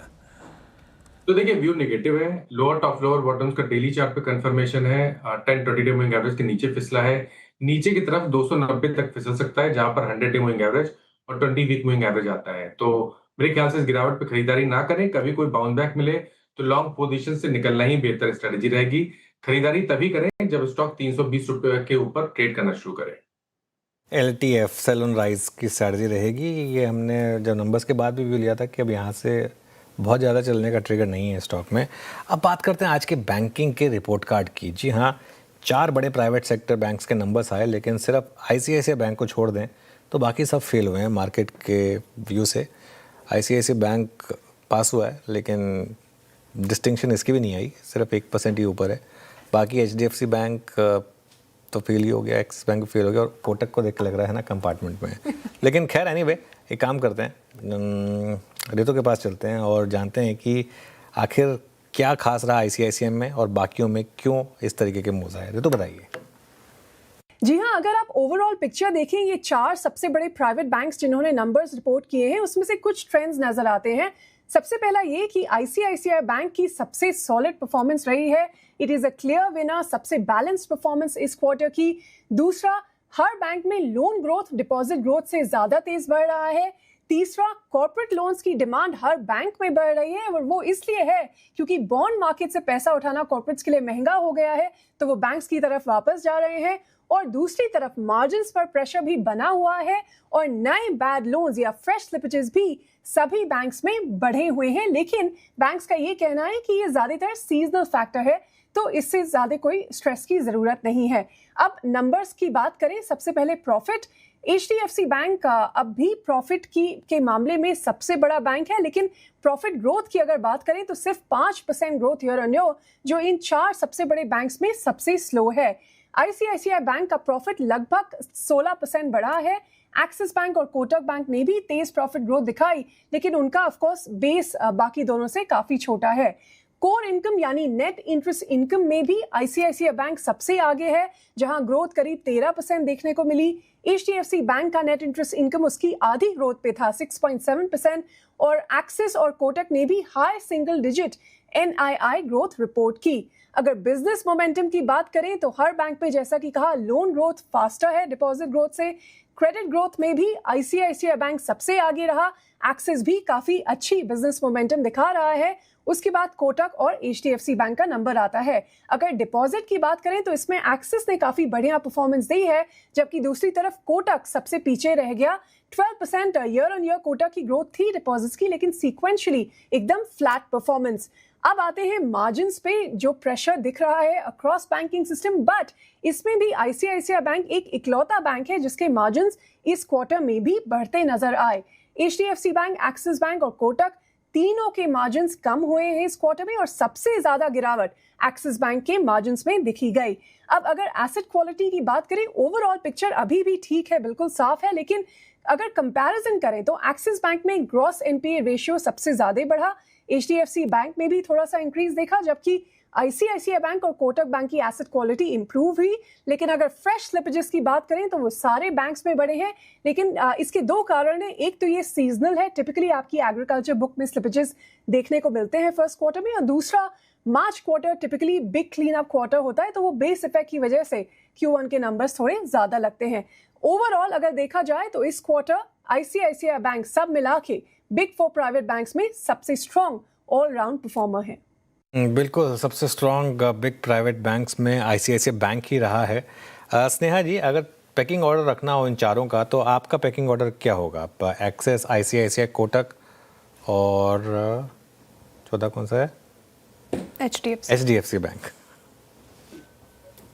देखिए, ICICI bank definitely number 1 position पे आएगी, because quarter after quarter bank ने कंसिस्टेंट नंबर्स पोस्ट किए हैं, एंड ये कुछ क्वार्टर्स की बात नहीं है। अगर हम लंबा ट्रेंड भी देखें तो ICICI बैंक के नंबर्स में एक कंसिस्टेंसी देखी गई है जो बाकी बैंक्स के नंबर्स में मिसिंग है। सेकेंड ऑर्डर में मैं HDFC बैंक को रखना चाहूँगी। HDFC बैंक को हम शायद थोड़ा समय और दे सकते हैं।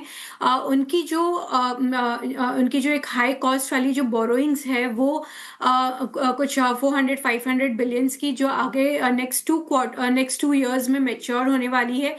तो जैसे जैसे वो मैच्योर होती जाएंगी, इनकी जो कॉस्ट ऑफ बोरोइंग है वो नीचे आती जाएंगी।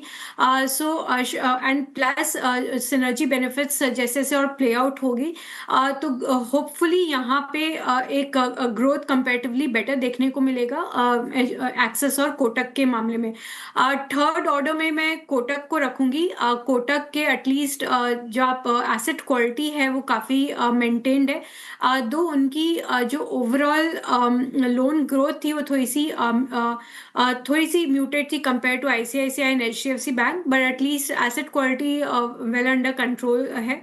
एंड एक्सिस में काफ़ी वॉल्टिलिटी देखने को मिलती है नंबर्स में, बहुत ही इनकन्सिस्टेंट नंबर्स रहते हैं, तो मैं उसे एज अ 4th ऑर्डर रखूंगी। प्लस उनके इस बार जो लोन ग्रोथ थी वो काफ़ी म्यूटेड आप बोल सकते थी compare to all the other 3 banks. तो ICICI, HDFC bank, Kotak and then Axis. चलिए एक काम करते हैं, अब कल आने वाले नंबर्स में निफ्टी में आएंगे बजाज ऑटो के नंबर्स, वहीं F&O में TVS मोटर, इंडियन होटल्स समेत 4 कंपनियों के नंबर्स हैं। सुदर्शन, दीपाली और आशीष हैं हमारे साथ नंबर्स का प्रीव्यू करने के लिए। तो पहले सुदर्शन के पास चलते हैं, निफ्टी कंपनी बजाज ऑटो के नंबर्स। सुदर्शन, क्या एक्सपेक्ट करें? अगर ऑटो कंपनीज की बात करें अनुज, तो एक कंपनी वो है जो कि सबसे स्ट्रांग नंबर देने वाली, वो है बजाज ऑटो। और रीज़न उसका ये देखिए, वॉल्यूम तो आप चाहे पैसेंजर व्हीकल्स की बात करें, चाहे टू व्हीलर्स की बात करें, सबका वॉल्यूम्स Q1 FY27 में स्ट्रांग रहा है।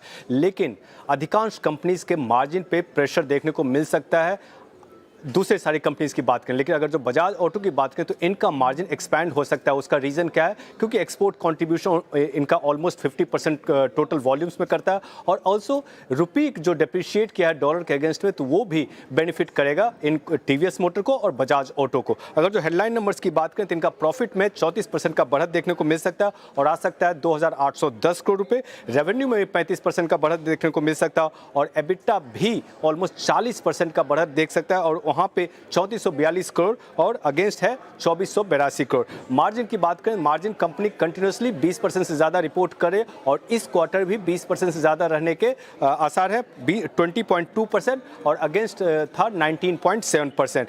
अगर जो इंटरनल्स की बात करें तो वॉल्यूम्स इनका दोनों सिक्वेंशली और ईयर ऑन ईयर दोनों में इंक्रीज देखने को मिला। अगर जो YY की बात करें तो 29% बढ़ा है और सिक्वेंशली बात करें तो वहाँ पे 5% का बढ़त देखने को मिला। तो वॉल्यूम्स अच्छा रहने के कारण और मार्जिन भी इंक्रीज होने के कारण इनका रियलाइजेशन भी इंक्रीज हो रहा है, दोनों सिक्वेंशली और YY। सिक्वेंशली 2% इंक्रीज देखने को मिलेगा और YY 5% इंक्रीज देखने को मिल सकता है। उससे भी ज़्यादा इंपॉर्टेंट इस बार ऑटो कंपनीज के लिए होगा कि कमेंट्री में वो क्या बोलते हैं। तो बजाज ऑटो से क्या एक्सपेक्टेशन होगा कि वो डोमेस्टिक आउटलुक के बारे में क्या बोलते हैं और ऑल्सो क्योंकि एक्सपोर्ट का कंट्रीब्यूशन ज़्यादा है तो उस पर क्या बोलते हैं। रिसेंटली इनका एक सब्सिडरी जो इन्होंने एक्वायर किया था KTM, उसका भी रिजल्ट आया तो उसका भी रिजल्ट अच्छा हुआ। तो उस पर स्ट्रैटेजी क्या है और एक चीज़ जो थीम इलेक्ट्रिक टू व्हीलर्स का लास्ट कुछ एक क्वार्टर से चलते आ रहा है तो उस पर क्या स्ट्रैटेजी है। लेकिन अगर जो आप रिजल्ट की बात करें तो बजाज ऑटो से हम स्ट्रॉन्ग रिजल्ट की वो उपेक्षा कर रहे हैं। ओके, कमेंट्री इंपॉर्टेंट रहेगी बजाज ऑटो की, लेकिन नतीजों की बात करें तो अच्छी रह सकती है। TVS motor important stock again. Deepali से समझ लेते हैं कि यहाँ नतीजों से क्या अनुमान है, बताएं दीपाली। Thank you Shreya. और TVS मोटर्स के नंबर्स अच्छे ही एक्सपेक्टेड हैं। 30% प्लस ग्रोथ कंपनी रिपोर्ट कर सकती है YY बेसिस पे, फिर चाहे वो रेवेन्यूज हो, प्रॉफिटेबिलिटी हो या एबिटा ग्रोथ ही क्यों ना हो। नेट सेल्स में 33% प्लस ग्रोथ YY बेसिस पे, पैट 30% ग्रो हो सकता है, एबिटा अगेन 30% ग्रो हो सकता है। मार्जिन्स हालांकि थोड़े से कंप्रेस हो सकते हैं। इंपॉर्टेंट ये है कि जो Q1 के वॉल्यूम्स इनके रहे थे वो हाईएस्ट एवर क्वार्टरली वॉल्यूम्स रहे थे। 1.63 मिलियन यूनिट्स कंपनी ने बेची थी, जिसमें 47% की ग्रोथ तो इकलौते जून में आते हुए दिखाई दी थी। और इनफैक्ट जब हमने इनके Q1 के वॉल्यूम्स देखे तो एक चीज़ इंटरेस्टिंग थी कि एक तो EV पेनिट्रेशन TVS मोटर्स का इंक्रीज हुआ था और इंटरनेशनल वॉल्यूम्स, ये दोनों ही सेगमेंट्स ने काफी अच्छा परफॉर्म किया था, जिसने ओवरऑल वॉल्यूम्स को सपोर्ट किया था। उसी की वजह से इनके नंबर्स भी अच्छे दिखाई दे रहे हैं। अगर Q1 के नंबर्स देखें तो स्कूटर सेल्स में अराउंड 36% की ग्रोथ रही, मोटरसाइकिल सेगमेंट में 19% के आसपास की ग्रोथ रही और एक्सपोर्ट वॉल्यूम्स जो कि काफी स्ट्रांगली कंट्रीब्यूट करते हुए दिखाई दिए हैं, वहां पर भी 47% की ग्रोथ हमने Q1 में आते हुए देखी ओवरऑल। इसीलिए नंबर्स अच्छे एक्सपेक्टेड हैं। मार्जिन्स क्योंकि इनपुट कॉस्ट बढ़ी है उसके कारण सीक्वेंशियल बेसिस पे 90 बेसिस पॉइंट कॉन्ट्रैक्ट हो सकते हैं। YY बेसिस पे भी 20-30 बेसिस पॉइंट के आसपास का कॉन्ट्रैक्शन देखने को मिल सकता है। यानी 12.5% से घटकर मार्जिन्स 12.2% के आसपास आने की एक्सपेक्टेशंस हैं। कमेंट्री अगेन बहुत इंपॉर्टेंट रहेगी। डिमांड आउटलुक को लेकर तो रहेगी ही, लेकिन ईवी पेनिट्रेशन क्योंकि कंपनी का इंक्रीज हो रहा है तो ईवी मार्केट को लेकर, ईवी मार्केट शेयर को लेकर क्या स्ट्रैटेजी है, नए प्रोडक्ट्स को लेकर क्या स्ट्रैटेजी, वो इंपॉर्टेंट रहेगा। और साथ ही साथ मार्जिन्स को लेकर क्या आउटलुक कंपनी शेयर करेगी या कैसे राइजिंग इनपुट कॉस्ट को टैकल करेगी कंपनी, ये कुछ कॉमेंट्स इंपॉर्टेंट रहेंगे along with the launches. Okay, तो ये थे TVS मोटर्स की नंबर्स की एक्सपेक्टेशन। अब एक काम करते हैं, पहले एक अर्निंग और को समझ लेते हैं। इंडियन होटल्स, आशीष कैसे एक्सपेक्टेशन है इस बार? बढ़िया नंबर्स यहाँ पर एक्सपेक्टेड है इंडियन होटल्स की तरफ से। अब दरअसल क्वार्टर के दौरान वेस्ट एशिया का तनाव चला है तो लोगों को लग रहा होगा कि नतीजे खराब देखने को मिलेंगे, लेकिन ऐसा बिल्कुल भी नहीं है। खास बात है कि डोमेस्टिक जो रेजिलियंस आया है और इनकी जो की मार्केट्स है, जैसे मिसाल के तौर पर आप मुंबई देखें, दिल्ली देखें, हैदराबाद देखें, यहाँ पर जो ट्रैक्शन है काफ़ी ज़बरदस्त आपको देखने को मिल रहा है। और ख़ास बात अगर आप देखें तो बैंगलोर में भी जो डिमांड आई है काफ़ी बढ़िया है। एक बार नंबर्स आपको बता देता हूँ, पिछले साल के मुकाबले आप देखें तो यहाँ पर रेवेन्यू में 13% की बढ़त देखने को मिल सकती है। 2041 करोड़ से आंकड़ा बढ़कर 2310 करोड़ देखने को मिलेगा। एबिटा 14% की हेल्दी ठीक ठाक ग्रोथ यहाँ पर देखने को मिली है। 657 करोड़ का आंकड़ा मार्केट एक्सपेक्ट करके चल रहा है, और जो कि मार्जिन 28.2% के थे पिछले साल, इस बार बिल्कुल उसके करीबी 28.4% के आसपास देखने को मिल सकते हैं। मुनाफा हेल्दी 20% की ग्रोथ आपको दिखा सकता है, तकरीबन 357 करोड़ का अनुमान है। अब खास बात है, क्योंकि हॉस्पिटैलिटी होटल का कारोबार है, तो यहाँ पर दो चीज़ें बहुत मार्केट ध्यान से देखता है। एक तो एवरेज रूम रेंट, इसमें कैसी ग्रोथ यहाँ पर देखने को मिल रही है। तो मार्केट अनुमान लगा रहा है कि पिछले साल के मुकाबले जो किराया है कमरों का, इसमें 8% की वृद्धि आपको देखने को मिल सकती है। और जो ऑक्यूपेंसीज हैं, ये मोरलेस 75% के इन एंड अराउंड देखने को मिलेंगे, जो कि पिछले साल से 70 बेसिस पॉइंट ज़्यादा है। यानी अगर आप ऑपरेशनल पैरामीटर्स को देखें तो डोमेस्टिक रेजिलियंस के चलते अच्छे नंबर्स एक्सपेक्टेड हैं। ओके, अच्छे नंबर्स एक्सपेक्टेड है इंडियन होटल से। शुक्रिया आशीष। तो चलिए, ये हो गए नंबर्स का प्रीव्यू। अब फटाफट धमाकेदार ऑप्शन ले लेते हैं। धमाकेदार ऑप्शंस लेंगे हम मानस जी से, पंकज जी से, राजेश पालिया जी से। मानस जी, बताइए आपका धमाकेदार ऑप्शन। देखिए, धमाकेदार ऑप्शन के लिए आरईसी पे मेरा ध्यान है, जहां पर स्टॉक ने 10-20 मूविंग एवरेज को रिगेन किया। अभी कुछ मिनटों पहले 200 मूविंग एवरेज को भी रिगेन कर लिया है। तो इसका ऑप्शन खरीदेंगे 360 वाला, 7 रुपए के आसपास ट्रेड हो रहा है। 3 रुपए 60 पैसे के स्टॉप लॉस से इस पर खरीदारी करनी है और 12 रुपए के टारगेट सेट करना है। आरईसी का 360 का कॉल लेना है आपको। पंकज जी, ऑप्शंस में आपने क्या देखा? जय जी, डिक्सॉन में सुबह से काफी स्ट्रेंथ नजर आ रही है, डिस्पाइट ऑफ मार्केट कंडीशन से काफी अच्छा परफॉर्म करते हुए नजर आ रहा है। डिक्सॉन में 14,500 स्लाइटली इन द मनी का कॉल ऑप्शन में खरीदारी की सलाह दूंगा 345 में। स्टॉप लॉस इसका 295 का मेंटेन करना है। ऊपरी लेवल पर मुझे लगता है 415-450 रुपए तक के टारगेट्स देखने मिल सकते। ओके, डिक्सन टेक्नोलॉजीज 14,500 की कॉल आपको पिक करनी है। राजेश पालवे जी, आपका ट्रेड। वीरेन जी, यहाँ पे भारत फोर्ज पे फोकस है। ये स्टॉक में एक अच्छा ब्रेकआउट डेली चार्ट पे आते हुए दिख रहा है फॉलोइंग ट्रेंड लाइन का, और जिस तरीके की स्ट्रेंथ ये स्टॉक में हमने देखी, एक कंसोलिडेशन का ब्रेकआउट जो हुआ है यहाँ पे डेली वीकली टाइम फ्रेम पे 2200 की स्ट्राइक का call option at the money का बाय करने की सलाह है। अपसाइड के टारगेट इस ऑप्शन के एक्सपेक्ट कर रहे हैं 60 रुपए की तरफ। On the down side stop loss होगा करीब 35 रुपीज के आसपास। ओके, चलिए, ये हो गए धमाकेदार ऑप्शंस। एक बार लेकर आइए जरा यूनाइटेड स्पिरिट्स, और फिर डे हाई पर यूनाइटेड स्पिरिट्स इस समय आपको ट्रेड करता हुआ दिखाई देगा। यहाँ पर अच्छा मोमेंटम इस समय ट्रेड में। राजेश सातपुते जी, एक बार यूनाइटेड स्पिरिट्स कोई व्यू स्टॉक पर? अनुज, देखिए, मुझे लगता है कि जिस तरह से करेक्ट हुआ है 1440 के लेवल से एग्जैक्टली 200 डे में, जो करीबन 1350 तक था, उसके बाद ये फिर से अपनी स्ट्रेंथ दिखा रहा है। प्रोबेबली 1420 से लेके 1440 तक की rally, it's V shape rally जैसा एक आप कह सकते हैं पैटर्न बन रहा है यहाँ पे। तो 1440 के टारगेट के लिए I think it's still a buy. 1390 चल रहा है फ्यूचर में। 1385 का वो क्लस्टर था, तो हमारा स्टॉप लॉस होगा 1375 का बाय। ओके, यूएसएल 1392 पे। हाँ, मेरे भी अगर आप देखें तो ओआई एडिशन की शीट में ये एकदम से स्टॉक अपीयर होता डे हाई पर आके ट्रेड करता हुआ। शानदार मूव यहाँ पे है। मानस जी ने जो कैन बैंक की कॉल दी थी वो भी अच्छी रही। उसके बाद अगर आप देखिए पीएसयू बैंक से मोमेंटम रहा। अदर देन पीएसयू बैंक एक स्टॉक और लेके आई है जो आज एक स्पेस में मोमेंटम जनरेट कर रहा है, वो है कैम्स। अमूमन सीडीएसएल में एक पुल बैक था, लेकिन आज एक कैम्स ने कैपिटल मार्केट थीम में बड़ा एक स्ट्रॉन्ग पुल बैक दिया है। और ये पुल बैक कहाँ से आया है? क्वार्टरली बेस से। सोबिल कैम्स को देखेंगे, हालांकि डे हाई पे है और मुझे नहीं मालूम कितना एडवांटेज है कि नहीं, बट आपके पिकिंग ऑर्डर में था ही आज, क्योंकि लास्ट टाइम भी इसी पॉइंट से एक बड़ा मूव दिया था 4 मई को, फिर इसी पॉइंट से 12 जून को एक बड़ा मूव दिया, फिर इसी पॉइंट से आज एक थर्ड मूव है। आपका टेक क्या है इस पे कैम्स में? कैम्स पे और बहुत सारे दूसरे CDSL and other capital market के रिलेटेड जो स्टॉक्स हैं उन पे वेरी स्लोली अगर आप देखें तो एक अप ट्रेंड शुरू हो रहा है। सीडीएसएल में भी very similar. On the contrary BSE MCX जो एक्सचेंज रिलेटेड स्टॉक्स है वो थोड़े से साइडवेज हो गए हैं।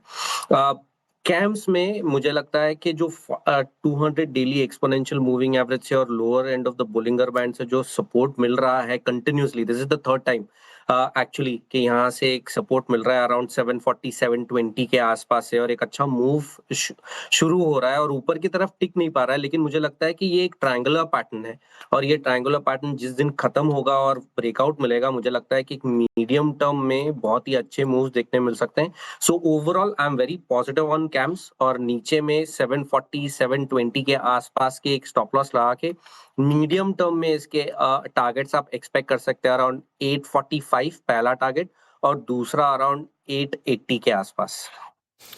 ओके, चलिए ये आपके लिए कैम्प्स पर व्यू हो गया। अब आगे बढ़ते हैं। ऑटो एंसिलरी शेयरों में आज अच्छा एक्शन है। गोल्डमैन सैक्स की एक इंटरेस्टिंग रिपोर्ट आई है, श्रेया से समझते हैं। श्रेया, क्या करें गोल्डमैन सैक्स? काफ़ी इंटरेस्टिंग रिपोर्ट है सर। कवरेज की शुरुआत की है, वो स्टैक फिर से रखेगा जो आपने थोड़ी देर पहले रखा था। सनसेरा इंजीनियरिंग यहाँ पर 4% की तेज़ी आज के सेशन में, इंट्राडे में तो 4% ऊपर था। क्राफ्ट्समैन ऑटोमेशन देखिए यहाँ पर तो पैनल ने सुझाया भी है, लगभग 3% ऊपर है। भारत फोर्ज भी लगभग 1%। आज का चार्ट जीपीटी था भारत फोर्ज, यहाँ पर निचले स्रोत से अच्छी रिकवरी भी, और एक काउंटर संवर्धना मदरसन पर भी रिपोर्ट की शुरुआत की गई है। और सनसेरा इंजीनियरिंग पे रिपोर्ट की शुरुआत बाई के साथ की गई है। 4130 के टारगेट प्राइस हैं। खरीदारी की राय यानी कि करीब करीब 28% का अपसाइड पोटेंशियल यहाँ पे नजर आ रहा है। क्राफ्ट्समैन ऑटोमेशन में 11600 के टारगेट प्राइस आए हैं, तो यानी कि 25% का अपसाइड। और संवर्धना और भारत फोर्ज पर न्यूट्रल रेटिंग के साथ कवरेज की शुरुआत हुई है। यहाँ पर भी 4-6% के अपसाइड देख रहे हैं गोल्डमैन। उनका मानना है कि स्पेस काफ़ी अट्रैक्टिव हो चली है, क्योंकि सिर्फ कंपनी ऑटो एंसिलरीज कंपनी अब सिक्लिकल ऑटो डिमांड पर निर्भर नहीं है, इससे आगे बढ़कर हाई वैल्यू प्रिसीजन मैन्युफैक्चरिंग की ओर बढ़ रही हैं, जहां पर खासा फायदा होता हुआ नजर आएगा, जिससे बिजनेस और मजबूत होगा। अच्छा, हाई वैल्यू प्रिसीजन मैन्युफैक्चरिंग मतलब क्या?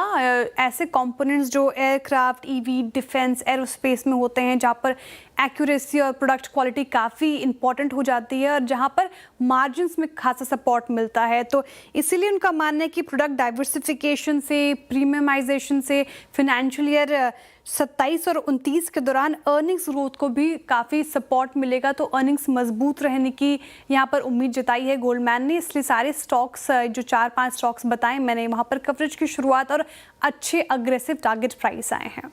अच्छे अग्रेसिव प्राइस टारगेट आए हैं यहाँ पर, जो ये हो गए आपके लिए ऑटो एंसिलरी स्पेस पर एक व्यू। चलिए आगे बढ़ते हैं अब और 4 का चौका ले लेते हैं। फिर 4 का चौका ट्रेड लेंगे। सबसे पहले सस्ता ऑप्शन ट्रेड लेंगे राजेश पालवे जी से, फिर चलेंगे एफएनओ सुपरस्टार के लिए राजेश सातपुरा जी के पास। चार्ट का चमत्कार ट्रेड के लिए अरुण जी हैं हमारे साथ, और मिड कैप फंड के लिए स्नेहा पोद्दार जी हैं। तो राजेश पालवे जी बताइए आपका सस्ता ऑप्शन ट्रेड। तो यहाँ पे अगेन अनुज जी बैंकिंग स्पेस पे ही फोकस है, और हमें लगता है कि बैंकिंग स्पेस पे पीएनबी में जिस तरीके का ब्रेकआउट बनते हुए दिखा है, अब यहाँ पे हमें लगता है कि कंटिन्यूटी ऑफ अप ट्रेंड देखने को मिलेगी। Slide in the money call option 110 की स्ट्राइक का बाय करने की सलाह है। अपसाइड के टारगेट 5 रुपये 50 पैसे से 6 रुपये की तरफ आते हुए दिख सकते हैं। ऑन द डाउन साइड 2 रुपये के आसपास स्टॉप लॉस रखेंगे। ओके, पीएनबी की 110 की कॉल 3 रुपये 15 पैसे। क्या गजब की शॉर्ट कवरिंग, 17% ओवर शेयर हुआ है यहाँ पर। बायर्स के फेवर में चलते हैं राजेश सतपुरा जी के पास, एफएनओ सुपरस्टार के लिए। राजेश जी क्या पिक कर रहे हैं आप? वीरेंद्र जी देखिए, यहाँ पे कॉन्ट्रा सेटअप अच्छा बन रहा है, और वो है हीरो मोटर। अब इसका चार्ट देखिए, जो कंसोलिडेशन था वो कंसोलिडेशन था 4800 4850 में, और आज पहली बार ये 4900 के ऊपर आया है। तो मुझे लगता है यहाँ से कम 5100 5150 तक का स्विंग मिलना चाहिए, जो वहां पे इसका 200 डीएमओ प्लेस है। तो it's a buy in hero motor. Stop loss maintain करें 4870 का। एफएनओ सुपरस्टार हीरो मोटोकॉप ये राजेश सातपुते जी की पिक हो गई। अरुण जी आपका चार्ट का चमत्कार? जी बिल्कुल श्रेया जी, लॉरस लैब को खरीदने की सलाह रहेगी। 1500 के पास अच्छा बेस स्टॉक ने बनाया। मुझे लग रहा है next leg of rally Laurus lab में यहाँ से बन सकती है। 1558 के आसपास चल रहा है, करंट लेवल के आसपास खरीदें। स्टॉप लॉस लगाना है 1529 का, 1529 का स्टॉप लॉस लगा के बाई करें। मुझे लग रहा है ये लेग जो शुरू होनी है वो 1630 तक जा सकती है, तो 1630 के टारगेट के लिए बाई करें। 1529 का स्टॉप लॉस। ओके, स्नेहा जी आपका मिड कैप फंड पिक? मैंने मिड कैप फंडा में एमक्योर फार्मा चुना है। तो एमक्योर फार्मा एक R&D फोकस्ड कंपनी है, वेल डाइवर्सिफाइड है एंड इनकी स्ट्रॉन्ग प्रेजेंस है दोनों ही डोमेस्टिक और इंटरनेशनल मार्केट में। अगर हम इनकी पोर्टफोलियो की बात करें तो थोड़ी सी क्रोनिक फोकस्ड पोर्टफोलियो है, जहाँ पे इनकी मेन जो प्रोडक्ट्स है वो वुमेन हेल्थ फोकस्ड प्रोडक्ट्स है, बट ऑफ लेट इन्होंने कार्डियोलॉजी, ऑन्कोलॉजी, डायबिटीज और नर्वस सिस्टम के प्रोडक्ट्स में भी इन्होंने एंट्री की है, अच्छा वहाँ पे ब्रांड बिल्डिंग किया है। प्लस इन्होंने कुछ स्ट्रैटेजिक पार्टनरशिप्स की है with Sanofi, Novo Nordisk and Roche, जो इनके ओवरऑल ग्रोथ को फर्दर बूस्ट करेगी। तो ओवरऑल यहाँ पे अर्निंग्स ग्रोथ अराउंड 28% एक्सपेक्ट कर सकते हैं ओवर नेक्स्ट 2 years, क्योंकि काफ़ी वेल डिफरेंशिएटेड प्रोडक्ट पोर्टफोलियो है, अच्छा ब्रांड कंपनी कमांड करती है। सो इसे टारगेट कर सकते हैं with a target price of 2260। Emcure pharma ये पसंद आ रहा है मिड कैप फंडा में स्नेहा जी को। 4 का चौका में हमने 4 स्टॉक्स डिस्कस किए हैं, रिकैप कर देती हूँ। टारगेट एंड स्टॉप लॉस देख लीजिए। सस्ता ऑप्शन आया है राजेश पालवे जी की तरफ से। पीएनबी में आपको 110 की कॉल लेनी है, 5 रुपये 50 पैसे का टारगेट है, 2 रुपये का स्टॉप लॉस लगाना है। एफएनओ सुपरस्टार में पसंद आ रहा है हीरो मोटोकॉप, राजेश सातपुते जी को फ्यूचर्स में खरीदारी की राय, 5150 की टारगेट है, 4870 का स्टॉप लॉस। अरुण जी ने चार्ट का चमत्कार में लॉरस लैब चुना है, 1630 के लिए देखें इसे, 1529 का स्टॉप लॉस लगाइए। और आखिर में स्नेहा जी ने एमक्योर फार्मा चुना, लंबी अवधि के नजरिए से अच्छा लग रहा है, 2260 के इनिशियल टारगेट है। ओके चलिए अब हमारे साथ पाइपर सरिका के फाउंडर और फंड मैनेजर अभय अग्रवाल जुड़े हैं, उनसे बात करेंगे। अभय जी गुड आफ्टरनून। अभय जी शुरुआत करते हैं HDFC bank versus ICICI bank, आपने दोनों के नंबर्स देखे, क्या लग रहा है क्या HDFC बैंक में वही फिर वापस वही ढाक के 3 पात वापस पुराने लोज की तरफ बढ़ेगा स्टॉक, और ICICI बैंक क्या ये इन लेवल्स पर भी रिस्क रिवॉर्ड के हिसाब से फेवरेबल है? जी अनुज गुड आफ्टरनून। पहले मेरा डिस्क्लेमर कि मेरी बाय और सेल रिकमेंडेशंस नहीं है, पर सिंस मार्केट की चर्चा कर रहे हैं तो उस हिसाब से आई थिंक HDFC का मेरे को लगता है अंडर परफॉर्मेंस इसलिए है कि जो क्रेडिट डिपॉजिट रेशियो है वो बहुत एलिवेटेड है, और डिस्पाइट एक आइडेंटिफाइड प्रॉब्लम है कि लाइबिलिटीज जनरेट नहीं कर पा रहे हैं। कुछ भी ऐसा नहीं है मैनेजमेंट कमेंट्री में जो ये गाइड कर रहा है कि लाइबिलिटीज कैसे जनरेट होंगी। दूसरी तरफ जो ICICI बैंक है उसको क्लियरली ग्रोथ स्ट्रांग है, तो मार्केट रिवॉर्ड कर रहा है। तो लार्ज कैप से भी देखे अनुज, बहुत क्लियर इन्वेस्टर्स का मूड है कि जहाँ पे एक ग्रोथ ट्रैजेक्टरी है और मैनेजमेंट ने एक ग्रोथ क्रिएट किया है और उसको और कॉन्फिडेंटली परस्यू कर रहे हैं। इन्वेस्टर्स का इंटरेस्ट उसी में है इस समय लार्ज कैप्स में भी। तो जहाँ पे ग्रोथ अगर डाउट में है तो वो स्टॉक प्रेशर में रहेगा। जो अभी आपने दोनों स्टॉक्स कहे वो दिख रहा है उनके डाइवर्जेंस में आज के प्राइस पे। अच्छा भाई जी एक बात ठीक है, मैंने आपने HDFC बैंक पे अपना व्यू दिया। अगर आप अच्छे वेल्थ क्रिएटर्स को देखें तो बैंकिंग में भी look at AU small finance bank, look at federal bank, south based bank, gold finance में उनका अगर आप देखें सब्सटेंशियल बिजनेस है। ये दोनों ने सबसे अच्छी वेल्थ क्रिएट करी। देन SBI मेरे ख्याल से मिड 25 से लेकर ऑलमोस्ट इनिशियल पार्ट ऑफ 26 तक। आपका पिकिंग ऑर्डर क्या है बैंकों में इस वक्त, जैसे आप कह रहे हैं कि मतलब अगर मैं दोनों का मिश्रण लूँ, I mean PSUs private bank दोनों और लार्ज कैप और मिड कैप, आपका पिकिंग ऑर्डर क्या है इस वक्त? जी वीरेंद्र, मेरा टिल्ट है towards mid size banks, mid to small size banks, जो कि मैं देख रहा हूँ बहुत कॉम्पिटिटिव है लाइबिलिटी जनरेट करने में, ब्रांच लेवल पे डिपॉजिट जनरेट करने के। अभी हमने देखा FCNR में जो मुझे लगा छोटे बैंक्स हैं जो बहुत अग्रेसिव थे, 7-7.5% के इंटरेस्ट रेट पे FCNR डिपॉजिट्स उन्होंने जनरेट किए, जबकि जो बड़े बैंक्स हैं वो इतना कॉम्पिटिटिव नहीं रहे। तो मुझे लगता है कि ये जो मिड साइज बैंक्स हैं जो अपना मार्जिन सैक्रिफाइस किए बिना कॉम्पिटिटिवली लाइबिलिटीज जनरेट कर पा रहे हैं, रिटेल डिपॉजिट्स, कासा डिपॉजिट्स, वो मुझे लगता है कि उसके नंबर्स में अगले 2-3-4 क्वार्टर में अच्छा ग्रोथ दिखेगा। क्योंकि बैंक्स का बिजनेस बहुत सिंपल है, आप लाइबिलिटी ज़्यादा जनरेट करेंगे और आप उसको अच्छी तरह से अगर लोन देंगे, आपका एक नेट इंटरेस्ट मार्जिन बनेगा जो बढ़ता रहेगा और आपकी बुक वैल्यू बढ़ेगी, और जिसके लिए मार्केट आपको रिवॉर्ड करेगा।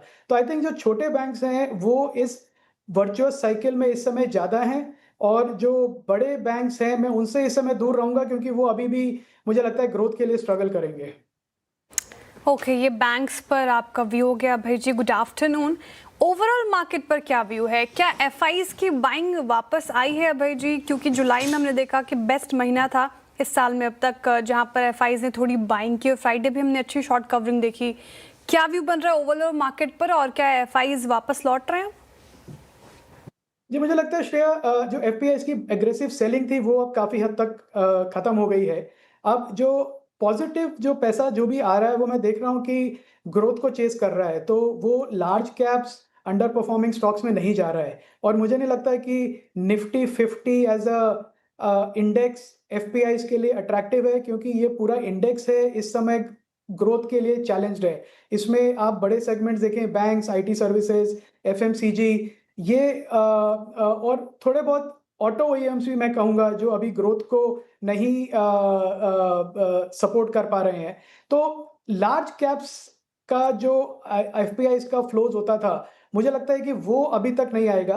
पर जो लार्ज मिड कैप्स और लार्ज और मिड कैप्स जो है उसमें एफपीआईज के फ्लो आएंगे, पर वो इतने ज़्यादा नहीं होंगे जैसे हम हिस्टोरिकली देखते थे, क्योंकि इन स्टॉक्स में इतनी लिक्विडिटी होती नहीं है।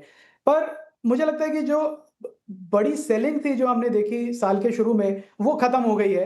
अब इसके बाद हमारे लार्ज कैप्स को अर्निंग्स पे आउट परफॉर्म करना पड़ेगा एफपीआई फ्लोज वापस आने के लिए। ओके, चलिए एफपीआईज की बात हो गई यहाँ पर। अबे जी, आईटी में पहले 2 रैलियाँ हुई, दोनों फेल हुई। क्या इस बार की रैली थोड़ी अलग है? और अगर हाँ तो आपकी प्रेफर्ड बेट क्या होगी, स्पेशली लार्ज कैप फार्मा में, लार्ज कैप आईटी में?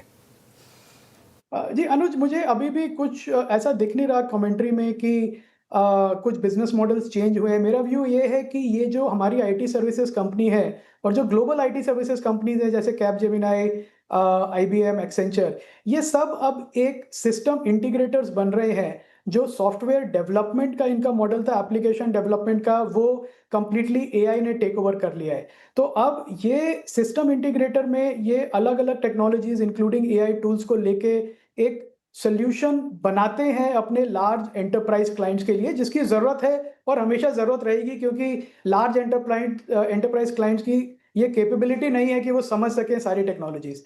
पर प्रॉब्लम ये है कि सिस्टम इंटीग्रेशन का जो मार्जिन होता है वो कम होता है और वो करीब 15% के आसपास होता है, जबकि हमारी कंपनीज हिस्टोरिकली 20, 22, 25% के मार्जिन पे काम करती थी। तो मार्जिन जैसा कम होगा उसका इम्पैक्ट वैल्यूएशन पे होगा, और मुझे लगता है सिस्टम इंटीग्रेटर की वैल्यूएशन रेंज 15 से 18 टाइम के पी मल्टीपल पे होती है।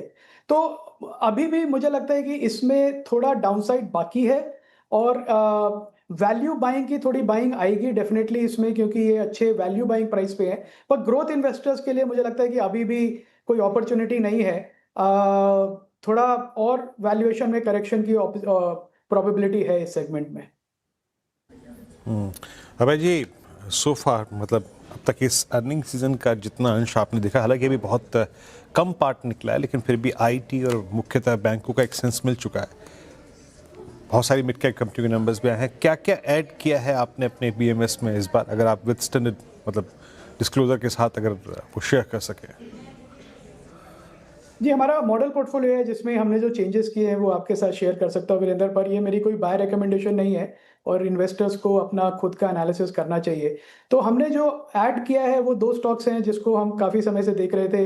एक एस्ट्रा माइक्रोवेव है, जो कि एक मिड कैप कंपनी जिसको आप कह सकते हैं। मुझे लगता है कि काफ़ी अच्छा काम किया इन्होंने आर&डी में, आईपी जनरेशन में, और अब इनका जो फोकस था डिफेंस सेक्टर और कमर्शियल सेक्टर को केटर करने का, वो काफ़ी मोमेंटम पिकअप कर रहा है। तो एस्ट्रा माइक्रोवेव एक है, और दूसरा ग्लैंड फार्मा, एक कंपनी ऐसी है जो काफ़ी अप एंड डाउन से गई है सिंस लिस्टिंग। हमने काफ़ी प्राइस करेक्शन देखा उसमें, फिर प्राइस पिकअप देखा, और अब मुझे लगता है फाइनली उसकी जो कोर प्रॉब्लम थी आईपीओ के बाद की कंपनी ने काफ़ी फिक्स करी है वो। पर ये मैं फिर कहूँगा कि हमारा जो पोर्टफोलियो है ये लॉन्ग टर्म पोर्टफोलियो है, इसमें प्राइस वॉलेटिलिटी से हमको ज़्यादा फर्क नहीं पड़ता एज लॉन्ग एज अर्निंग्स जो ग्रोथ है वो एक ट्रैक पे रहे। तो ये 2 हमारे एडिशंस हैं वीरेंद्र मॉडल पोर्टफोलियो में। ग्लैंड फार्मा और एस्ट्रा माइक्रोवेव अच्छे रिटर्न्स दिए इस कंपनी ने फिलहाल।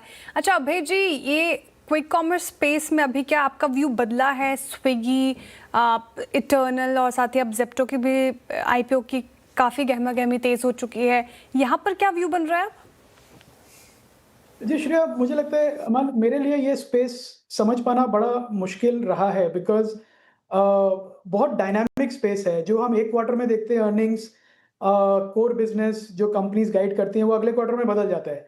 तो अब ये कहना कि ग्रोथ कहाँ से आएगी, और जहाँ से ग्रोथ आ रही है क्विक कॉमर्स की, वहाँ पे यूनिट इकोनॉमिक्स ब्रोकन है, पर ऑर्डर नेगेटिव वैल्यू या लॉस पे डिलीवर कर रहे हैं। तो अब इस समय मुझे लगता है हमारे जैसे इन्वेस्टर्स के लिए एक बड़ा कन्विक्शन वाला बेट लेना बहुत मुश्किल है। मुझे लगता है जब एक मॉडल इनका स्टेबलाइज हो जाएगा अगले 2-3 क्वार्टर में, तब मुझे शायद ज़्यादा समझ में आएगा। इस समय मुझे ये कन्विक्शन नहीं है इस पूरे स्पेस में, श्रेया। ओके, चलिए अभय जी, बहुत बहुत शुक्रिया, आप इस कार्यक्रम में शामिल हुए, आपने पीएमएस में क्या क्या इंक्लूड किया है उस पर आपने टिप्पणियाँ करी और सभी सेक्टर्स पे और सभी अर्निंग्स पे अपने कमेंट्स दिए। बहुत बहुत शुक्रिया आपका। अब एक काम करते हैं, रणनीति पे आते हैं। अनुज, 24241 एग्जैक्टली डे लो से 100 पॉइंट ऊपर, निफ्टी बैंक एग्जैक्टली डे लो से लगभग 450 पॉइंट ऊपर। कैसे अप्रोच करेंगे इस क्लोजिंग को? मतलब जो भय, जो डर, जो फियर फैक्टर आज हमारे ऊपर लोडेड था एट 91, उसको हमने किस तरीके से मतलब उस पर हमारे रिएक्शन पर एक व्यू और कल के लिए व्यू। अनुज देखिए, वो कहते हैं ना, दूध का जला छाछ भी फूंक फूंक कर पीता है। तो थोड़ा सा ना आज मार्केट की क्लोज जो है ना, वो एकदम नो मैंस लैंड में है। मतलब 200 से 250 के जोन में है। तो मतलब एक आपको एक ये सेंस बनेगी कि अभी भी ब्रेकआउट फेल नहीं हुआ है, लेकिन 300 के ऊपर नहीं हो पाए, तो वो थोड़ा सा एक कहीं ना कहीं एक डर का फैक्टर भी रहेगा। तो मेरे ख्याल से 1-2 दिन और देंगे इसको, अभी न्यूट्रल जाएं और उसके बाद कल सुबह फिर फ्रेश व्यू लेंगे। स्टॉक स्पेसिफिक मौके ज़्यादा अच्छे हैं मुझे लग रहा है। स्टॉक स्पेसिफिक आप अपनी पोजीशन चाहें तो बिल्कुल कैरी करें। नूपुर के पास चलते हैं आज के डीलिंग रूम चेक के लिए। नूपुर, बताइए कौन से स्टॉक्स फोकस में? पीएसयू स्टॉक्स आज फोकस में आते हुए नजर आए। डीलर्स के रडार पे यहाँ पे पूरा इंडेक्स बजेंगे, स्पेशली यूनियन बैंक यहाँ पे डीलर्स की तरफ से खरीदारी की सलाह आती हुई नजर आई। हाई वॉल्यूम के साथ कारोबार देखने को मिल रहा है। 5 डे एवरेज देखें तो उससे कहीं ऊपर आपको वॉल्यूम नजर आएंगे। यूनियन बैंक के आज ऑलमोस्ट 5% स्टॉक ऊपर भी दिखेगा। दूसरा स्टॉक है कोलगेट, यहाँ पर नजर रखनी है। डीलर्स का मानना है Q1 की वॉल्यूम ग्रोथ जो है एक्सपेक्टेशन को बीट करती हुई नजर आ सकती है, जिसकी वजह से यहाँ पे खरीदारी की सलाह डीलर्स की तरफ से आती हुई नजर आ रही है। ऑलमोस्ट 6.5 लाख शेयरों का जो है ट्रेडिंग वॉल्यूम देखने को मिला है। पिछले 5 दिनों का औसत देखेंगे तो आपको 2.25 लाख के आसपास नजर आएगा। और तीसरा स्टॉक है गैब्रियल इंडिया। कल इसके नतीजे आने वाले हैं और नतीजों से पहले यहाँ पे डीलर्स की बाइंग की रिकमेंडेशन आती हुई नजर आ रही है। 4% स्टॉक ऊपर है और नतीजों के साथ डीलर्स का मानना है कि पॉजिटिव अनाउंसमेंट आते हुए नजर आ सकता है कंपनी की रीस्ट्रक्चरिंग को लेकर, जिसकी वजह से यहाँ पर भी पॉजिटिव व्यू बनते हुए नजर आ रहा है। तो पीएसयू बैंक में यूनियन बैंक, कोलगेट और गैब्रियल इंडिया फोकस में डीलर्स के रडार पर। डीलर्स के रडार पर यूनियन बैंक, कोलगेट और गैब्रियल इंडिया आया है। BTST फिलहाल डीलर्स कर रहे हैं यहाँ पर और तीनों ही स्टॉक्स में अच्छी स्ट्रेंथ भी है आज के सेशन में। लेकिन हमारे पैनल क्या चुन रहे हैं, BTST, STBT, वो समझ लेते हैं। शुरुआत करते हैं राजेश पालवे जी आपके साथ। बताइए कल के सेशन के लिए क्या कैरी करेंगे? जो म्यूट पर है अनम्यूट कर लें। सॉरी, सुजलॉन पे फोकस है श्रेया जी। यहाँ पे एक करेक्शन के बाद स्टॉक में एक रिवर्सल के साइन डेली चार्ट पे बनते हुए दिखे। फॉलिंग ट्रेंड लाइन का ब्रेकआउट यहाँ पे आते हुए दिख रहा है, तो एक ट्रेंड रिवर्सल के साइन है। तो सुजलॉन फ्यूचर बाय करने की सलाह है। अपसाइड का टारगेट 55 से लेके 56 तक एक्सपेक्ट करें। On the down side stop loss होगा करीब 52 रुपीज के आसपास। सुजलॉन। पंकज जी आपके पिक कल के लिए? सर मैं BTST के साथ में जाना चाहूंगा। BEDL के फ्यूचर्स में खरीदारी की सलाह रहेगी।